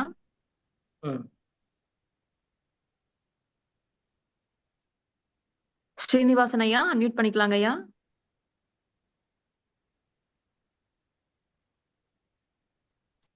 வாழ்க வளமுடன். இன்னும் ஒரு இப்பதான் வந்துச்சு, அன்மியூட் பண்றா. ஓகேங்க ஓகேங்க சார். விழிப்பு நிலைன்றது மனசா அறிவா சார்? எதுல இருந்து விழிப்பு நிலை? விழிப்பு நிலைன்னு எதை சொல்றோம்? கவனிங்க, நம்மகிட்ட மனசுதான் மனசையே அறிவா உணருது. அதுக்கு பேரு விழிப்பு நிலை, மனம்தான். நல்லா கவனிங்க. ஜீவகாந்தம் இருக்கு பாத்தீங்களா, நமக்கு ஜீவகாந்தம் தான் ஒரு பகுதி மனமாகவும் ஒரு பகுதி உடல் இயக்கத்துக்கும் ஒரு பகுதி மனமாகவும் இயங்கிக் கொண்டிருக்கிறது. ஜீவகாந்தம் தான் மனமாக இயங்குவதால் அந்த ஜீவகாந்தத்தின் மூலியமாக ஜீவகாந்தத்தையே அறிவாக காணுகிறோம். அது விழிப்பு நிலை. மனதையே அறிவாக காணும் நிலை. மனம் அதாவது ஜீவகாந்தத்தின் சுழற்சி கொஞ்சம் விரைவானால் மனம், ஜீவகாந்த சுழற்சி சுருங்கினால் அறிவு. இவ்வளவுதான். இதை புரிஞ்சுக்கணும். அப்ப விழிப்பு நிலை என்பது நாம் தினந்தோறும் எந்த செயலால் எந்த விளைவு வருகிறது என்பதை யூகித்து செய்வதற்கு பெயர் விழிப்பு நிலை. சரிங்களா ஐயா? ஐயா இல்லைங்க, இப்ப அந்த விழிப்பு நிலையை அறிவு வேலை செய்யுமா, இல்ல அறிவு மனசுக்கு கமாண்ட் பண்ணுமா? எது கமாண்ட் பண்ணும்? அதாவதுங்க, ரெண்டுமே நடக்கும். அதாவது விழிப்பு நிலை அற்ற நேரத்துல அறிவு தான் கமாண்ட் பண்ணும் விழிப்பு நிலைய. மனமும் சிந்தனைக்கு எடுக்கும். ஆனால் சுருங்கினால் விழிப்பு நிலையில இருக்கணும்னு அறிவு கமாண்ட் பண்ணும். மன அலைச்சூழல் சுருங்கும் போது அறிவு கமாண்ட் பண்ணும் விழிப்பு நிலையில தக்க வைக்கணும் அப்படின்னு சொல்லி. ஆனால் மனமும் அலைச்சூழல் வேகமா வரும்போது நாம விழிப்பு நிலையை கண்ட்ரோல் பண்ணணும்னு நினைக்கும். இல்லைன்னா அந்த வேகத்துக்கு தக்க சிந்தனை தான் வெளியே வரும். ஆனால் கண்ட்ரோல் பண்ண நினைப்பது, விழிப்பு நிலையிலே இருக்கணும் நினைப்பது அறிவு. ஓகே, அப்ப அறிவு சொல்றதுதான் கேட்கணும்ன்றாங்களா? அதான், அதேதான். சரி சரி, ஓகே, தேங்க்யூ. நன்றிங்க. வாழ்க வளமுடன். வாழ்க வளமுடன் ஐயா. அடுத்ததாக வளர்மதி அம்மா, நீங்க அன்மியூட் பண்ணிக்கலாங்கம்மா. வாழ்க வளமுடன் அம்மா, இணைப்புக்கு நன்றி ஐயா. வாழ்க வளமுடன். ரொம்ப சிறப்பா இருந்தது, ஒரு யதார்த்தமான உரையா இருந்தது, தெளிவா புரிஞ்சிச்சு. உங்களோட கருத்துக்கள் ரொம்ப தெளிவா. அகினை பத்தி இவ்வளவு ஒரு இருக்கே அப்படிங்கிறது, பண்றோம், தவம் பண்றோம், துரியம் பண்றோம், துரியாதீதம் பண்ணிட்டோம் அப்படின்லாம் இதனால் சொல்லிக்கிட்டு தான் இருந்தேன்னு நான் நினைக்கிறேன். அப்படிதான் எனக்கு ஃபீல் ஆகுது. ஃபர்ஸ்ட் ஆகினையில தான் நல்ல ஒரு ஆகினை உணர்வு இருக்கு, துரியம் உணர்வும் இருக்கு. ஆகினையில தான் பழகணும்ன்றீங்க. ஃபர்ஸ்ட் ஆகினை சாந்தி தான் நல்லா பழகிக்கணும்ன்றீங்க இல்லைங்களா? அவ்வளவுதாங்க. ஆகினையில் சாந்தி பழகிட்டாலே நம்மளோட அலைச்சல் வேகம் ஒரு கட்டுக்குள்ள வந்துடும். ஒரு 14, 15, 16 தாண்டி பெருசா போகாது. அப்ப அந்த நிலையிலேயே இருக்கும்போது எல்லா செயல்களும் ஒழுங்கா முறையா நடக்கும். பதட்டம் இருக்காது, தெளிவா செய்வோம், எதுவுமே புரிஞ்சு செய்வோம், புரியாததே இருக்காது, எல்லா விஷயமும் புரியும், யாரு பேசுறதும் புரியும், யாரு நமக்கு பேசுறது நமக்கு தெளிவா புரியும், அவர்களை புரிந்து கொண்டு அதற்கு தக்கபடியான பேச்சு அமையும், இதெல்லாம் தெளிவா அமைஞ்சு. சரிங்க ஐயா. ஆனா வந்து எவ்வளவு நாள் வரைக்கும் இது ஆகினையில பழகிக்கலாம்னு சொல்றீங்க? அதாவது தவம் எப்போதெல்லாம் எடுக்கும் போதும் நமக்கு தவ உணர்வு எப்பயுமே சிறப்பா இருக்கு, நல்லா தவம் வந்துட்டு இருக்கு, எந்த குழப்பமும் இல்லாமல் வருது ஆரம்பிச்சிருச்சுன்னா ஏதாவது ஆகினை சூப்பர் வர ஆரம்பிச்சிருச்சு, அதுக்கடுத்து நீங்க நைஸா துரியம் போய்க்கலாம். சரிங்க ஐயா. துரியம் போயிட்டு இருக்கீங்க, அதுக்கடுத்து துரியாயுதம் போய்கிட்டு இருக்கீங்க, அந்நியாரத்துல சில குழப்பங்கள் வருதுன்னா அந்நியாரத்துக்கு உடம்பு சாந்திக்கு தான் தயாராயிடுச்சு, ஆகினைக்கு வர வேண்டாம். மறுநாள் அல்லது சாயந்தரம் டைரக்டா ஆகினைக்கு வந்துருங்க. ஆகினையில ஒரு நாள் 2 நாளுக்கு அப்புறம் அந்த இதெல்லாம் தீர்ந்ததுக்கு அப்புறம் மறுபடியும் எப்பயும் போல போகலாம், ஆகினை துரியம் மற்ற தவத்துக்கு போகலாம். முதல்ல அடிப்படையான அந்த ஆகினையை நன்கு வர வைத்து உணர்ந்த பிறகு அதுக்கடுத்து எல்லா தவமும் சிறப்பா அமையும். எந்த தவத்திலும் குழப்பமோ உடல் உபாதைகளோ வரும் பட்சத்தில் சாந்தி தான், கரெக்டா சாந்தி தான். மறுநாள் தவத்திக்கிட்டு செஞ்சுக்கிட்டு இருக்கும் போதே கிடையாது, அப்ப செஞ்சு முடிச்சுட்டு அதுக்கு மறுநாளோ அல்ல சாயந்தரமோ சாந்தில இருந்து ஆரம்பிச்சு நல்ல குழப்பம் தீர்ந்ததுக்கு அப்புறம் மறுபடியும் எப்பயும் போல போய்க்கலாம். சாந்தி வந்து கொஞ்ச நேரம் மனம் நிக்குது, ஆனா அதுக்கப்புறம் திருப்பி அது வந்து டிஸ்டர்ப் ஆகிடுது, அது ஏன்னு தெரியல. தவமே எனக்கு வந்து நல்லா பண்ணிட்டு இருப்பேன், ஒரு ஒரு ஒரு ஒரு வாரம் பண்ணுவேன், அதுக்கப்புறம் ஒரு 2-3 நாள் ஒரு கேப் வந்துடும், தவம் பண்ண முடியாத ஒரு சூழ்நிலை, அதுக்கப்புறம் திருப்பி ஆரம்பிக்கிற மாதிரி. தவம் பண்றது ரொம்ப பிடிக்கும், காலையில பண்ணிடுறேன், ஈவினிங்கு காலையில பண்ணலன்னா ஈவினிங் பண்ணிடுவேன். நைட்டு சாந்தி எல்லாம் இன்னுமே நான் வந்து பயிற்சியில தான் இருக்கேன்னு நினைக்கிறேன் நீங்க சொல்றத பார்த்தா. சோ அது ஏன் அந்த ஒரு நிலை? பயிற்சி வந்து காலையில காயக்கல்பம் ஆகட்டும், நம்ம உடற்பயிற்சி ஆகட்டும் விடாம இப்ப தொடர்ந்து ஒரு 3 வருஷமா பண்ணிட்டு நல்ல ஒரு பலனை அனுபவிச்சுட்டு இருக்கேன். அத சொல்ல வந்து வார்த்தை இல்லை. ஏன்னா வந்து 65 கிலோல இருந்தேன், என் ஹைட்டுக்கு ஏத்த வெயிட் 55நாங்க, இப்ப வந்து 58 வந்துட்டேன். நல்லாவும் சாப்பிடுவேன். எல்லாம் என்ன கேட்டாங்க, ஏன் இப்படி இழைச்சிட்டீங்க கேட்க ஆரம்பிச்சாங்க. நான் அதெல்லாம் வந்து கேர் பண்ணிக்கிறது இல்ல. ஏன்னா என் உடம்பு நான் ஆரோக்கியமா இருக்கேன், எனக்கு தெரியும். நம்ம மனவளக்கலையில இருக்கோம். மத்தவங்களோட பேச்சு வந்து சில பேர் நல்லா இருக்கும் போதே அப்படியே நம்மள வந்து ஒரு மாதிரி பண்ணிடுவாங்க. ஏன் இப்படி இருக்கீங்க, சோர்ந்து போயிருக்கீங்க அப்படின்னு பேசும்போதே நம்ம டவுன் ஆயிடுவோம். அந்த மாதிரிலாம் இப்போ இல்ல எனக்கு. அதெல்லாம் மனவளக்கலைக்கு முன். இப்ப வந்து நீங்க என்ன பேசுறீங்களா பேசுங்க, நான் ஆரோக்கியமா இருக்கேன், அது ஏன் உடம்பு எனக்கு தெரியும். நான் இந்த காலை வாங்கி அந்த காலை விட்டு போயிட்டு நான் நல்லா தான் இருக்கேன் அப்படின்ற ஒரு உணர்வுக்கு வந்துட்டேன் நானு. ஏன்னா நம்ம டெய்லி பயிற்சி பண்றோம், காயக்கல்பம் பண்றோம், ஒரு நாள் கூட விடாம என்னைக்குனா ஒரு நாள் தான் நான் வந்து இது பண்ணுவேன் கண்டி, மத்தபடி மாசத்துல ஒரு நாளா இருக்கும் அது. மத்தபடி கரெக்டா பண்ணிட்டு இருக்கேன் பயிற்சி. ஆனா அந்த தவம் தான் வந்து சில சமயம் அந்த மாதிரி எனக்கு தெரியல, அது ஏன் தெரியல. அதாவது ஒண்ணும் இல்லைங்கம்மா, சாந்தி வந்து கிட்டத்தட்ட ஒரு விஷயம் நான் புரிஞ்சுக்கிறக்காண்டி இதை சொல்றேன். டெய்லி வந்து நல்லா தூங்கணும். கேக்குதாமா? கேக்குதுங்கய்யா, சொல்லுங்கய்யா. தூங்கணும். அப்படி சரியா தூக்கம் இல்லாம ஒரு வருஷம் இருந்தா 365 நாள்ல கொஞ்சம் கொஞ்சமா தூக்கம் இல்லாம இருந்து எவ்வளவு நாள் தூக்கம் இல்லாம இருந்தோமோ அவ்வளவு எஃபெக்ட் உடம்புக்கு இருக்கும். அது மாதிரி சாந்தி யோகத்துல எவ்வளவு தூரத்துக்கு நம்ம செய்யாம விட்டோமோ அல்லது எவ்வளவு நேரம் செய்யாம விட்டோமோ அந்த எஃபெக்ட் வந்து நல்லா வரணும். சாந்தியில நல்லா வந்து பழகிடணும், நல்லா சூப்பரா வந்து பழகந்தண்டியும் நல்லா சாந்தி டெய்லி இன்னும் ஒரு வாரம் 10 நாள் கூட சாந்தி தெளிவுபடுத்தினதுக்கு அப்புறம் இந்த பிரச்சனையே உங்களுக்கு வராது. சரிங்க. புரியுது. காலை மாலை காலை மாலை நல்லா வந்ததுக்கு அப்புறம் நல்லா நியூட்ரல் ஆயிரும் மனம். நியூட்ரல் வர்றதுக்கு இப்ப முயற்சி பண்ணுது. நீங்க முயற்சி அடையிறதுக்கு முந்தி நியூட்ரல் ஆகிறதுக்கு முந்தியே தவம் நிறைவாயிருது, அடுத்தடுத்த நாள் போயிடுறீங்க.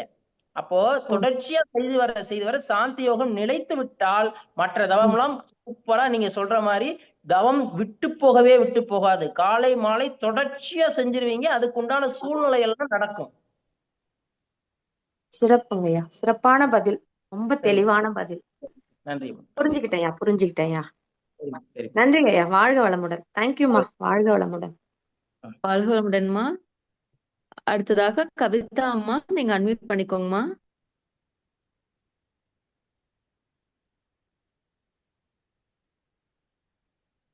கவிதா அம்மா அன்மியூட் பண்ணிக்கோங்கம்மா. வாழ்க வளமுடன். அவங்க வெளியே போயிட்டாங்க ஐயா. அடுத்தது சரி. போய்க்கலாங்க. குமார் ஐயா அன்மியூட் பண்ணிக்கலாங்க ஐயா. ஐயா வாழ்க வளமுடன். வாழ்க வளமுடன் ஐயா. வாழ்க வளமுடன். ஐயா வாழ்க வளமுடன். சூப்பரா இருக்குங்க நிச்சயத்து. அதாவது சரிங்க. நம்ம 1ஆம் கிளாஸ்ல இருந்து 12th வரைக்கும் படிக்கிறோம், அப்புறம் டிகிரி வாங்குறோம், அப்புறம் டிஎன்பிஎஸ்சி எக்ஸாம் எழுத போனோம்னா அங்க கேள்வி கேட்கறது அந்த 1ஆம் கிளாஸ்ல 5ஆம் கிளாஸ்ல உள்ள கேள்வியை தான் கேட்கறாங்க. நமக்கு எல்லாம் தெரிஞ்சிச்சு அப்படின்னு அசால்ட்டா போய் அங்க போய் உட்கார்ந்தோம்னா ஒண்ணுமே தெரிய மாட்டேங்குது. அது மாதிரி நம்ம அறிமுக பேச்சு வந்தோம். இப்ப நானும் ஒரு 10 வருஷமா இருக்கிறேங்க, உடற்பயிற்சி ஆசிரியரா இருக்கிறவங்க போய்கிட்டு மேல்நிலை தரவங்கெல்லாம் அப்படியே போய்கிட்டு இருக்கு. பயிற்சி தளம்லாம் நடத்திக்கிட்டு இருக்கோம். ஆனா நமக்கு சாந்தி வருதா ஆக்கினை வருதா அப்படிங்கிற தற்சோதனை பண்ற மாதிரி நீங்க ஒரு வகுப்பு எடுத்திருக்கிறீங்க. எனக்கு மிகவும் பயனுள்ளதா இருக்குதுங்க. ரொம்ப நன்றிங்க. ஒரே ஒரு கேள்விங்க, தீர்மையான நேர்மை அப்படின்னு இல்லையா, அது வந்து எப்படிங்க தீர்மை அந்த இது மட்டும் கொஞ்சம் விளக்கம் இல்லையா? அதாவதுங்கய்யா, ஓர்மைன்னா ஒரு விஷயத்தை செய்ய போறோம்னா அந்த ஒரே விஷயத்திலேயே இருக்கிறதுக்கு பெயர் ஓர்மை. அந்த ஒரு விஷயத்திலேயே கூர்மையா அணுகி நுணுகி அந்த ஒரு விஷயத்துக்கு உள்ளுக்க போறதுக்கு பேரு கூர்மை. அந்த ஒரு விஷயத்துல உள்ளுக்கையே போனாலும் சீரா இயங்குறதுக்கு பேரு சீர்மை. சீரா இயங்கினாலும் இந்த மூன்றும் ஒருங்கிணைத்து நேர்மையா அந்த விஷயத்தை செய்து முடிக்கிறது. புரியுதா? சூப்பருங்க, சூப்பர். ரொம்ப சந்தோஷம். நன்றிங்க, நன்றிங்க. வாழ்க வளமுடன். வாழ்க வளமுடன். நன்றிங்க ஐயா. வாழ்க வளமுடன். கவிதா அம்மா அன்மியூட் பண்ணிக்கலாங்கம்மா. வாழ்க வளமுடன் ஐயா. வாழ்க வளமுடன். வாழ்க வளமுடன் ஐயா. ரொம்ப ரொம்ப அற்புதங்க ஐயா. ஒரு வீட்டுக்கு வந்து பேஸ் மட்டம் எவ்வளவு ஸ்ட்ராங்கோ அந்த மாதிரி ஆக்னையும் சாந்தியும் அப்படிங்கறத என்னோட புரிதலுங்க ஐயா. எவ்வளவு வெயிட் ஏத்துனாலும் நம்ம பாடிக்கு அப்படிங்கிறது. எனக்கு ஒரு கேள்விங்க ஐயா, நீங்க ஃபர்ஸ்ட் வந்து குடும்ப உறுப்பினர்கள் தான் நம்மளுடைய வினைப்பயனை வந்து கழிப்பாங்க அப்படிங்கிற மாதிரி சொன்னீங்க. அதுல வந்து நம்ம வீட்டுல இருக்கிற கணவன் மனைவி குழந்தைய மட்டுமில்ல அம்மா அப்பா கல்யாணம் பண்ணி கொடுத்துட்டாலும் அம்மா அப்பா அண்ணன் தம்பிகளுடைய பிரச்சனைகள் இன்ப துன்பம் நம்மளோட வினைப்பயனை கழிக்குமான்னு கேக்குறேங்க ஐயா. எல்லாருடைய தன்மைகளும் தான் குடும்பம்னு வச்சுக்கோங்க. அண்ணன் தம்பி அப்பா அம்மா வாழ்க்கை துணை குழந்தைகள், இதுல நாமும் வாழ்க்கை துணையும் குழந்தைகளும் 80% வச்சுக்கோங்களேன். அவங்க 80%, அண்ணன் தம்பி ஒரு 40% பெர்சன்டேஜ் கணக்குல இருக்குமே தவிர ஆனால் இல்லாமல் இருக்காது. இவர்கள் சேர்ந்ததே மொத்த வினைப்பதிவுகளும். அதுக்கடுத்து ஒரு 10-15% தான் வெளியுள்ள ஆளு, வெளிநபர்கள், மற்ற நபர்கள், வேற தொழில் பாக்குற இடம், வேலை செய்யற இடம்லாம் மற்றதெல்லாம் பாருங்க, நல்லா கவனிச்சு பாத்தீங்கன்னா தெரியும். மற்ற நபர்கள் வெளிநபர்கள்ல இருந்து வரக்கூடிய பிரச்சனை நமக்கு சாதாரணமா தெரியும். அதெல்லாம் பதில் சொல்லுவோம், அதெல்லாம் நடக்கும். ஆனால் குடும்பத்துல நடக்காது. தப்புன்னு தெரிஞ்சாலே நம்மளால பேச முடியறது இல்லை. நடக்கிறதோ அது ஈஸி, கம்மி. எது கஷ்டப்படுகிறதோ அதில் அதிக தொகை இருக்குது, அதிக பங்கு இருக்கிறது. அவர்களால் தான் நமது முழு வினைப்பதிவுகளும் மகிழ்ச்சியாக கிடைக்கக்கூடிய ஒரு தன்மை அவர்களிடம்தான் அதிகப்படியாக இருக்கிறது. சரிங்க, சரி. இப்போ ஒரு பிரச்சனை பண்றேன். இப்ப ஒரு பையனுக்கு வந்து நல்ல வாழ்க்கை எதிர்காலம் இருக்குது, ஒரு பையன் கொஞ்சம் ரொம்ப கஷ்டப்படுறானுங்க. ஆனா நம்ம இதுல வந்து வினைப்பையன் வந்து அவன் கஷ்டம் கொடுக்கறத நிறைய கழிக்கணும்னு நினைக்கிறோம். ஆனா வாழ்த்தி அவனை கரெக்ட் பண்றதுக்கு நம்ம மனவளக்கலையில இருக்குது இல்லைங்க ஐயா. வாழ்த்தி கரெக்ட் பண்ணிட்டா நம்மளோட வினைப்பையன் கழிஞ்சிரும் இல்லைங்க ஐயா. ஆமா, வாழ்த்துங்க. அவர் வந்து கஷ்டப்படக்கூடிய நபரா இருந்தா மனவளக்கலையில நல்லா இணைஞ்சு நல்லா பயிற்சிகளை பண்ண வைக்கிறதுக்கு முயற்சி பண்ணுங்க. சரிங்க ஐயா. முயற்சி பண்ணுங்க. அவர் நல்லா பயிற்சி பண்ணிட்டாலே வரக்கூடிய சங்கடங்கள் எல்லாம் அவருக்கு வந்து எப்படி இருக்கும்னா படிக்கட்டாக அமையும். பாடமாக அடுத்த இந்த பிரச்சனை வராததாக அமையும் அப்படிங்கறத அவருக்கு புரிய வைங்க. முயற்சி பண்ணுங்க. அவரு வரல, கஷ்டப்பட்டாருன்னா வாழ்த்திக்கிட்டே இருங்க. வாழ்த்தும் போது அவருடைய உருவத்தை சிரிச்ச முகமாவே நினைச்சு வாழ்த்துங்க. 200% சக்சஸ் ஆகும். சரிங்க, ரொம்ப நன்றிங்க. இன்னொரு கேள்விங்க ஐயா. இப்ப நம்ம இப்ப வெளியில இருந்து ஒரு ஃபங்க்ஷனோ ஒரு மீட்டிங் அந்த மாதிரி எங்கேயாச்சும் போய் உட்கார்றப்போ நம்ம போனோனையும் கண்ண மூடி ஒரு நிமிஷம் உடம்ப ரெடி பண்றப்போ சாந்தியில மனசு வைக்கிறது ஆக்னியில வைக்கிறதுங்களாங்க ஐயா? நம்ம அலைச்சொல் கரெக்ட். அலைச்சுழல் நல்ல சாந்தி ஆகினை வர வைக்கிறதுலாம் நமக்கு எப்பயுமே பயிற்சியா இருக்கணும். ஆனா மற்ற பொது இடங்கள்ல எல்லாம் தவ நிலைக்கு வந்துருங்கன்னு நம்ம சொல்லுவாங்க. தவ நிலைக்கு எல்லாம் வந்துருங்கன்னு உடனே தவ நிலையினுடனேயுமே மனசு என்ன செஞ்சிரும்னா அந்த ஆகினை சக்சஸ் ஆகந்தண்டியும் தான் அந்த குழப்பம் இருக்கும். ஆகினை சக்சஸ் ஆனுச்சுனாலே கரெக்டா ஆகினையில அதே மன அலைச்சூழல்ல நின்றுங்க. அதுக்கு பேர் தவ நிலை அப்படின்னு பேர். சரிங்க சரிங்க. பயிற்சி தான் அந்த தவ நிலைக்கு ஈஸியா வர்றதுக்கு ஒரு பயிற்சியா இருக்கும். சரி, ரொம்ப நன்றிங்க ஐயா. வாழ்க வளமுடன் அம்மா. ரொம்ப நன்றிங்க. வாழ்க வளமுடன். வாழ்க வளமுடன்மா. அடுத்ததாக ஆழியார்னு போட்டிருக்கீங்க, நீங்க அன்மியூட் பண்ணிக்கலாங்க. அம்மா வாழ்க வளமுடன்மா. ஐயா வாழ்க வளமுடன். ஐயா ஏதாவது பிரச்சனைனா நீங்க சாந்தியே செய்ய சொல்றீங்க. நீங்க ஒரு தடவை சொன்னீங்க, நானும் செஞ்சு கொஞ்ச நாள் செஞ்சேன். அப்புறம் மேல்நிலைத்தவன் பண்ணணுங்கிற மாதிரி மனசுக்குள்ள தோணுச்சு. திருப்பி அதை இதையும் மாத்தி செய்யறேங்க. அப்படி செய்யலாமா இல்ல அதே சாந்தி மட்டுமே செய்யணுங்க ஐயா? அதாவதுங்கம்மா, நல்லா பண்ணிட்டு உங்களுக்கு உடல் மனதை சார்ந்த குழப்பமோ ஒரு தெளிவு உடம்புக்கு மனசுக்கு தெரிஞ்சிச்சுன்னா நீங்க ஆகினையில நல்லா நிலைச்சு பழகணும். சரிங்க. ஆகினையில நல்லா நிலைச்சு ஒரு இன்ப உணர்வை நீங்க பெர்மனண்டா ஆகினை தவம் செய்யும் போதெல்லாம் அனுபவிக்கணும். ஒரு இன்ப உணர்வு 2 நாளைக்கு வருது, 3 நாளைக்கு வருது, 4வது நாள் வரலைன்னா மறுபடியும் சாந்தி போயிடணும். மறுபடியும் சாந்தியில அது நிறைவாயிருச்சுன உடனே மறுபடியும் ஆகினை வரணும். இப்படி ஆகினை சாந்தி மாறி மாறி என்னைக்கு ஆகினையினுடைய தெளிவு எப்போதுமே இன்பமாக உணர்வுகள் வர ஆரம்பிக்குதோ அப்பதான் அடுத்த நிலைக்கு போகக்கூடிய நிலைக்கு மனம் தயாராகி விட்டதுன்னு அர்த்தங்க. சரிங்க. முதல் ஆகினையில இருந்து பழக சொல்றீங்க எங்கயா? ஆமாமா, அதாவது மனக்குழப்பம் உடல் பிரச்சனை இல்லாம இருந்தா ஆகினைக்கு போகணும்.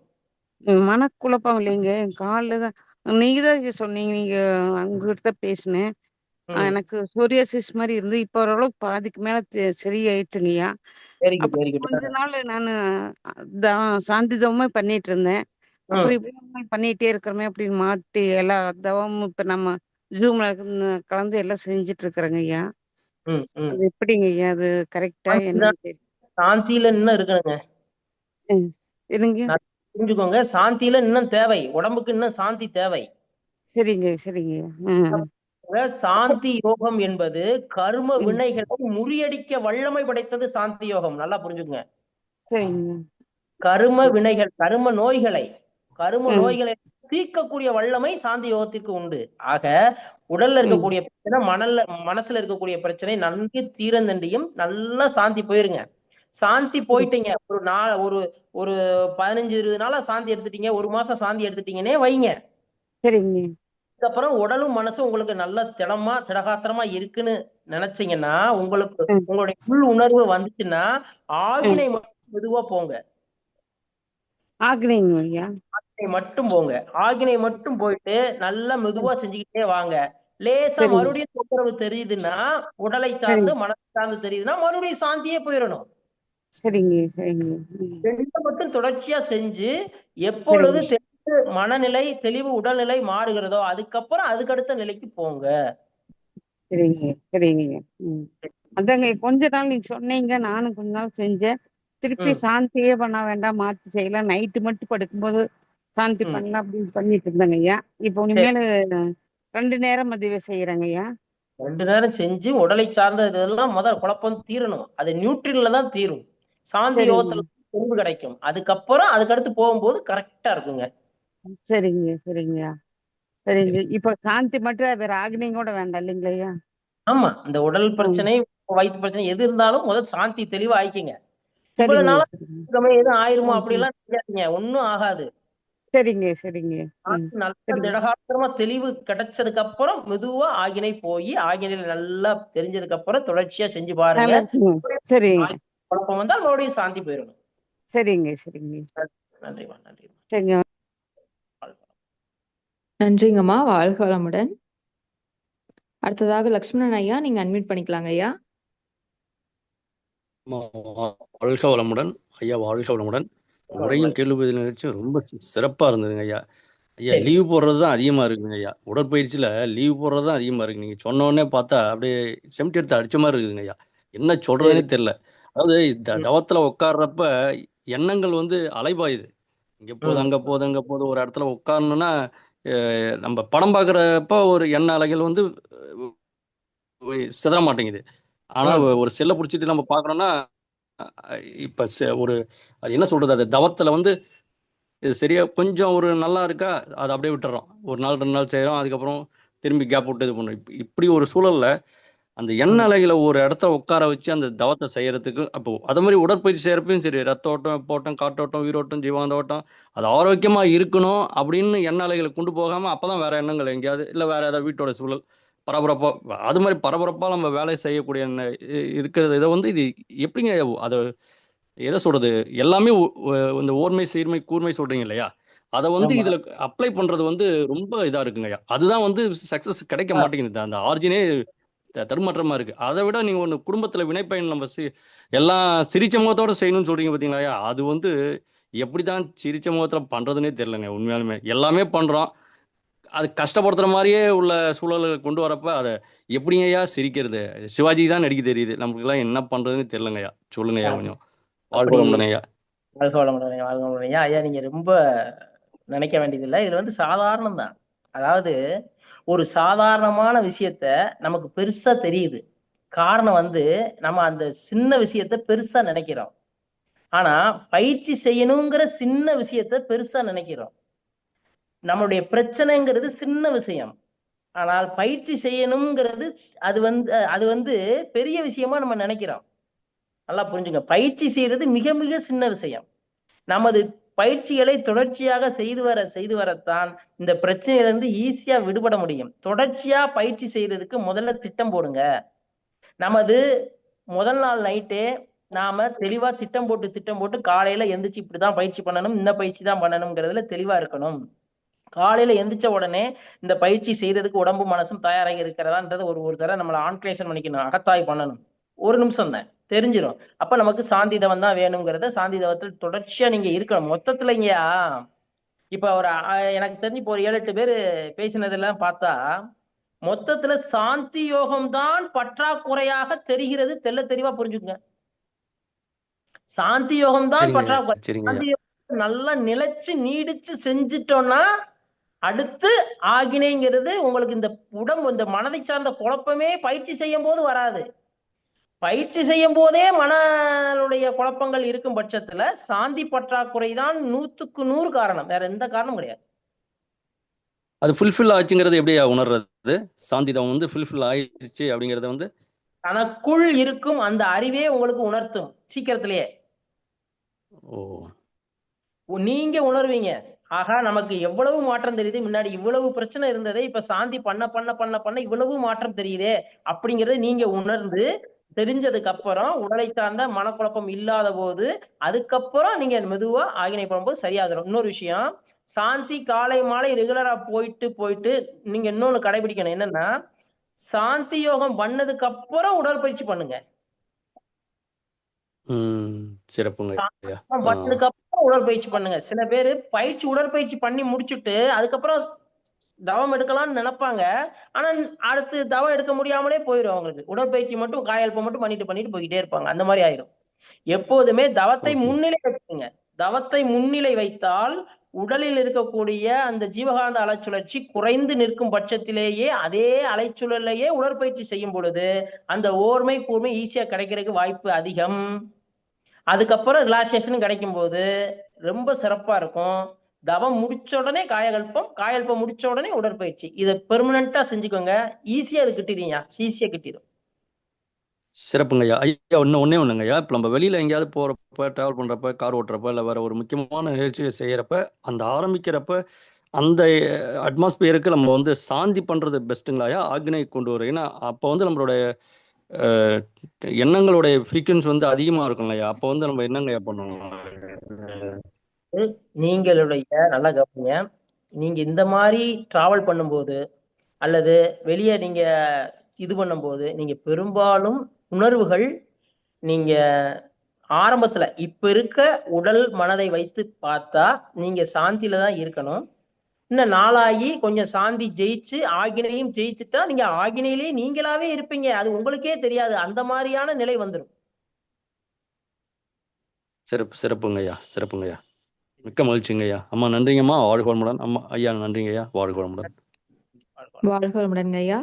அடுத்ததாக ஜியோமி 24108 நீங்க அன்மியூட் பண்ணிக்கலாங்க.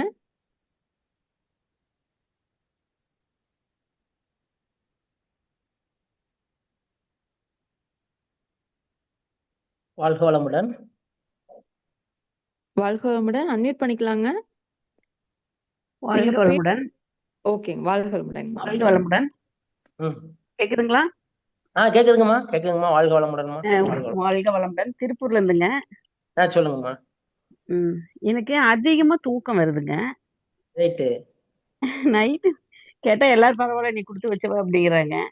சரி. அதுவே நமக்கு ஒரு டிஸ்டர்பன்ஸா இருக்கு. சரி. எக்ஸசைஸ் பண்றதுக்கு சொல்லுங்க சொல்லுங்க. எக்ஸசைஸ் அதான் பயிற்சி பண்றதுக்கு 7 நாள்ல 4 நாள் அப்படியே சரி சரி இத கொஞ்சம் டைமிங் நிறைய இருக்கு எனக்கு வீட்டுல. சரி. பசங்க எல்லாரும் அவங்க கூட இருக்கிறேன், எல்லாம் அவங்க பாத்துக்குவாங்க. ஆனா டைமிங் நிறைய இருக்கு. ஆனா சோம்பேறித்தனம் மாட்டம் தெரியுது, என்னன்னு தெரியல. மன அலைச்சூழல் நல்லா தூங்குறீங்கனாலே மன அலைச்சூழல் வந்து உங்களுக்கு வந்து ஆகினையில நீங்க நல்லா இருந்துட்டாலே அந்த தெளிவான அலைச்சூழல் வந்து வந்துருங்க. அதுக்கடுத்து பாத்தீங்கன்னா நீங்க அடுத்த நிலைக்கு நீங்க தாராளமா போகலாம். நல்லா புரிஞ்சுக்கோங்க. நீங்க ஆகினையில இருந்து அடுத்து துரியம் போகலாம். அந்த மனோநிலையில இருக்கீங்கன்னு வச்சுக்கோங்களேன். அந்த மாதிரி மனம் ஆகினை தாராளமா இருக்கலாம், துரியம் தாராளமா இருக்கலாம். மறுபடியும் அதனுடைய அலைச்சூழல் வேகம் வந்து ஆகினையில நிக்க நிக்க நிக்க நிக்க நிக்க நிக்க உங்களுக்கு அந்த தூக்கம் வரும்போது உடம்பு டயர்டாகும் போதுதான் தூக்கம் வரும். அடுத்து உடம்பு வந்து ஃப்ரெஷ்ஷா இருக்கும்போது தூக்கம் வராத நிலை அந்த ஆகினையிலேயே வந்துடும். அதுக்கடுத்து துரியதவத்துக்கு நீங்க போயிடலாம். ஆகினையோட சேர்ந்து துரியதவம் சேர்ந்து செய்யற அளவுல நீங்க செய்யலாம். இந்த பிரச்சனையும் தாண்டலாம். சரிங்களாமா? சரி சரி சரிங்க. அதான் நம்ம வந்து டைமிங் இருக்கிறங்காட்டிக்கு சேர்ல உட்கார்ந்தோம்னா தூக்கம் வரும். சரி படுக்கலான்னு போய் கட்டில படுத்தோம்னா தூக்கம் போயிடும். இந்த பயிற்சிக்கு தான் எனக்கு மெயினா வந்து டைமிங் வந்து நிறைய இருந்தும் பண்ண முடியல. நீங்க என்ன பண்ணணும்னா காயகல்பம் பண்ணிட்டு உடற்பயிற்சி பண்ணிட்டு அதுக்கப்புறம் தவம் பண்ணணும். நல்லா புரிஞ்சுங்க. உடம்பு எப்படி இருக்குன்னா காயல்பம் பண்ணுங்க, அல்லது உடற்பயிற்சியோட சேர்ந்தே காயல்பம் பண்ணலாம். அந்த மாதிரி பண்ணிட்டு அதுக்கப்புறம் நீங்க தவம் போங்க, சிறப்பா இருக்கும். சரிங்க, நன்றிங்க. விடுபடலாம். சரிங்க சரிங்க சரிங்க. நன்றி. நன்றிங்கம்மா, வாழ்க வளமுடன். அடுத்ததாக விஜயா அம்மா, நீங்க அன்மியூட் பண்ணிக்கலாங்கம்மா.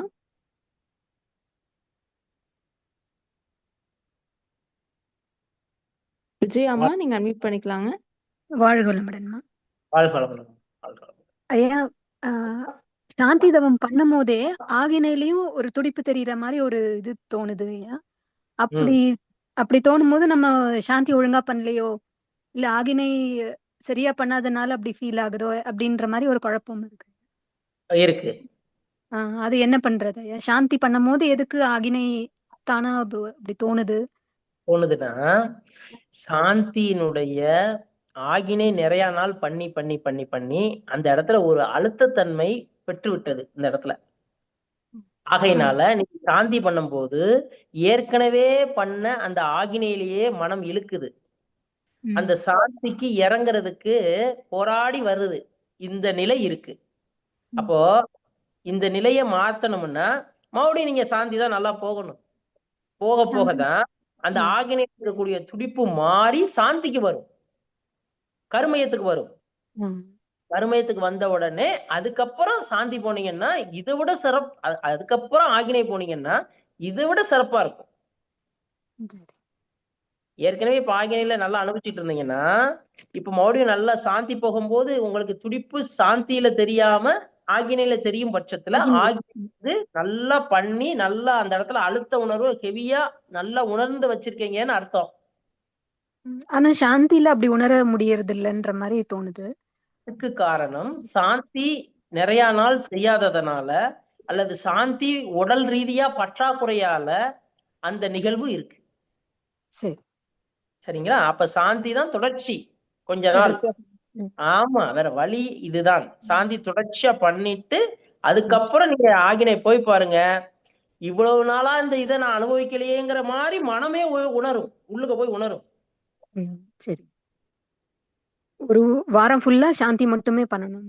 ஆமா, நீங்க சொல்றீங்க இல்லையா, நான் சாந்தியில பண்ணும்போது ஆகினையில எனக்கு துடிப்பு தெரியுதுங்கயான்னு சொல்றீங்கல்ல, அந்த சாந்தி பண்ணும்போது ஆகினையில துடிப்பே தெரியாத அளவுல மறந்து சாந்தி பண்ணிட்டீங்கன்னா சாந்தி தெளிவாயிடுச்சுன்னு அர்த்தம் வச்சுக்கோங்க. சரி. சரிங்களா? சாந்தி உணர்வு நல்லா கிடைக்கந்தண்டியும் சாந்தியே பண்ணணும். சரி. கிடைச்சதுக்கு அப்புறம் ஆகினை மெதுவா போங்க. ஆகினையில நிலைக்கக்கூடிய சக்தியும் சீக்கிரம் கிடைக்கும், ரொம்ப சீக்கிரம் கிடைக்கும். சரிங்க. சரிங்க, சரி. ரொம்ப நன்றி.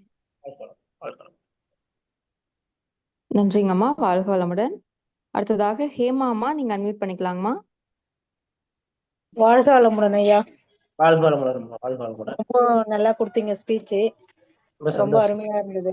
எனக்கு வந்து துரியம் ஆக்டிவேஷன் ஆயிடுது ஐயா. நான் ஒரு இப்போ 4 மாசமா தான் இந்த மனவள கலையில இருக்கேன். அப்புறம் ஆகினி கூட கொஞ்சம் ஓரளவுக்கு உணர முடியுது. ஆனா சாந்தி மட்டும் என்னால உணரவே முடியல ஐயா. அவங்க ஃபர்ஸ்ட் டைம் கொடுக்கும்போது அன்னைக்கு மட்டும்தான் உணர்ந்தேன். அதுக்கப்புறம் என்னால உணர முடியல.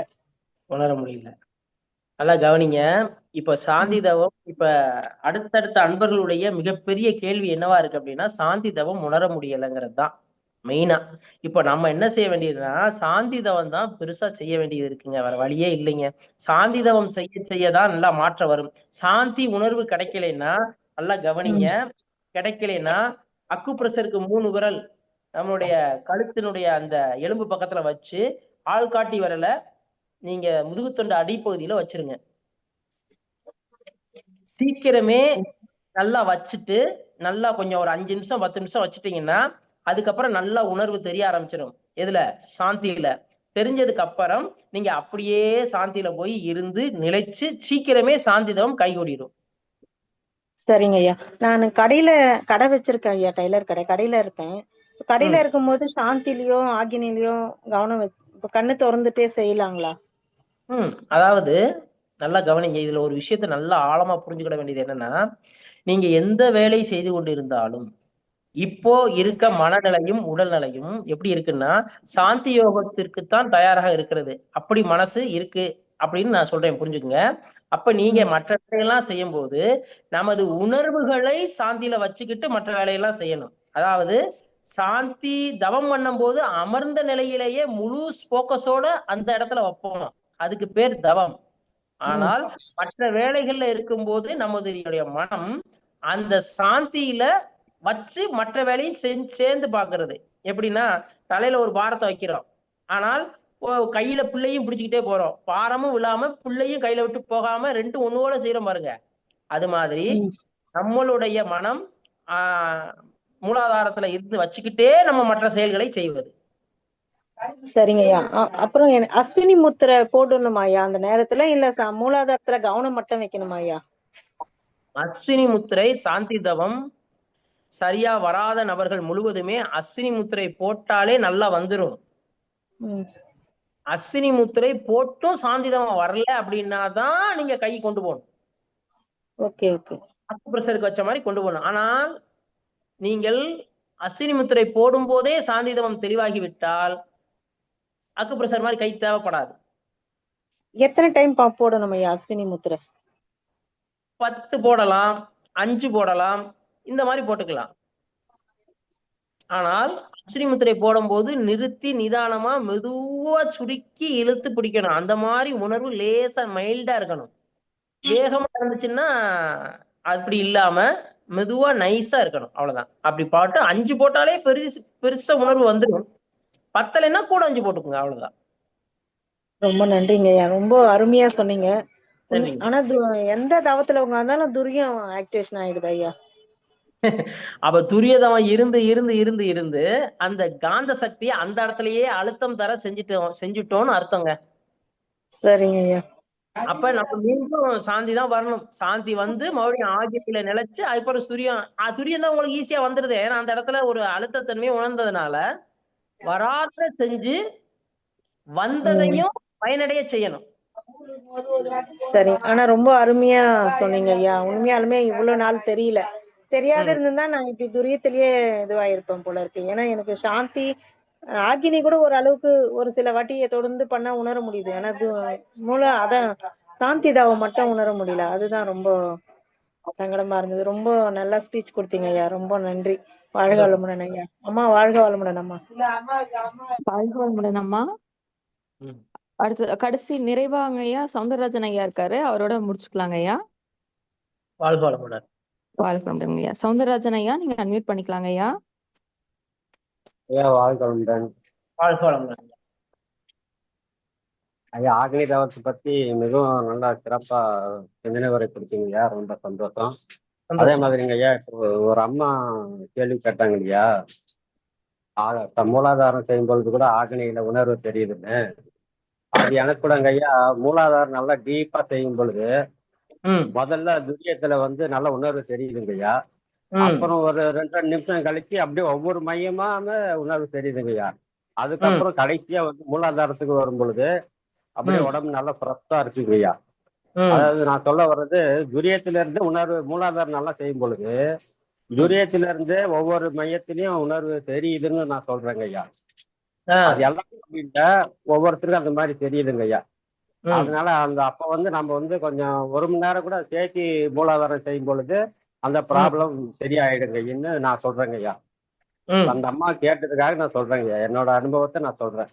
ரைட்டுங்க.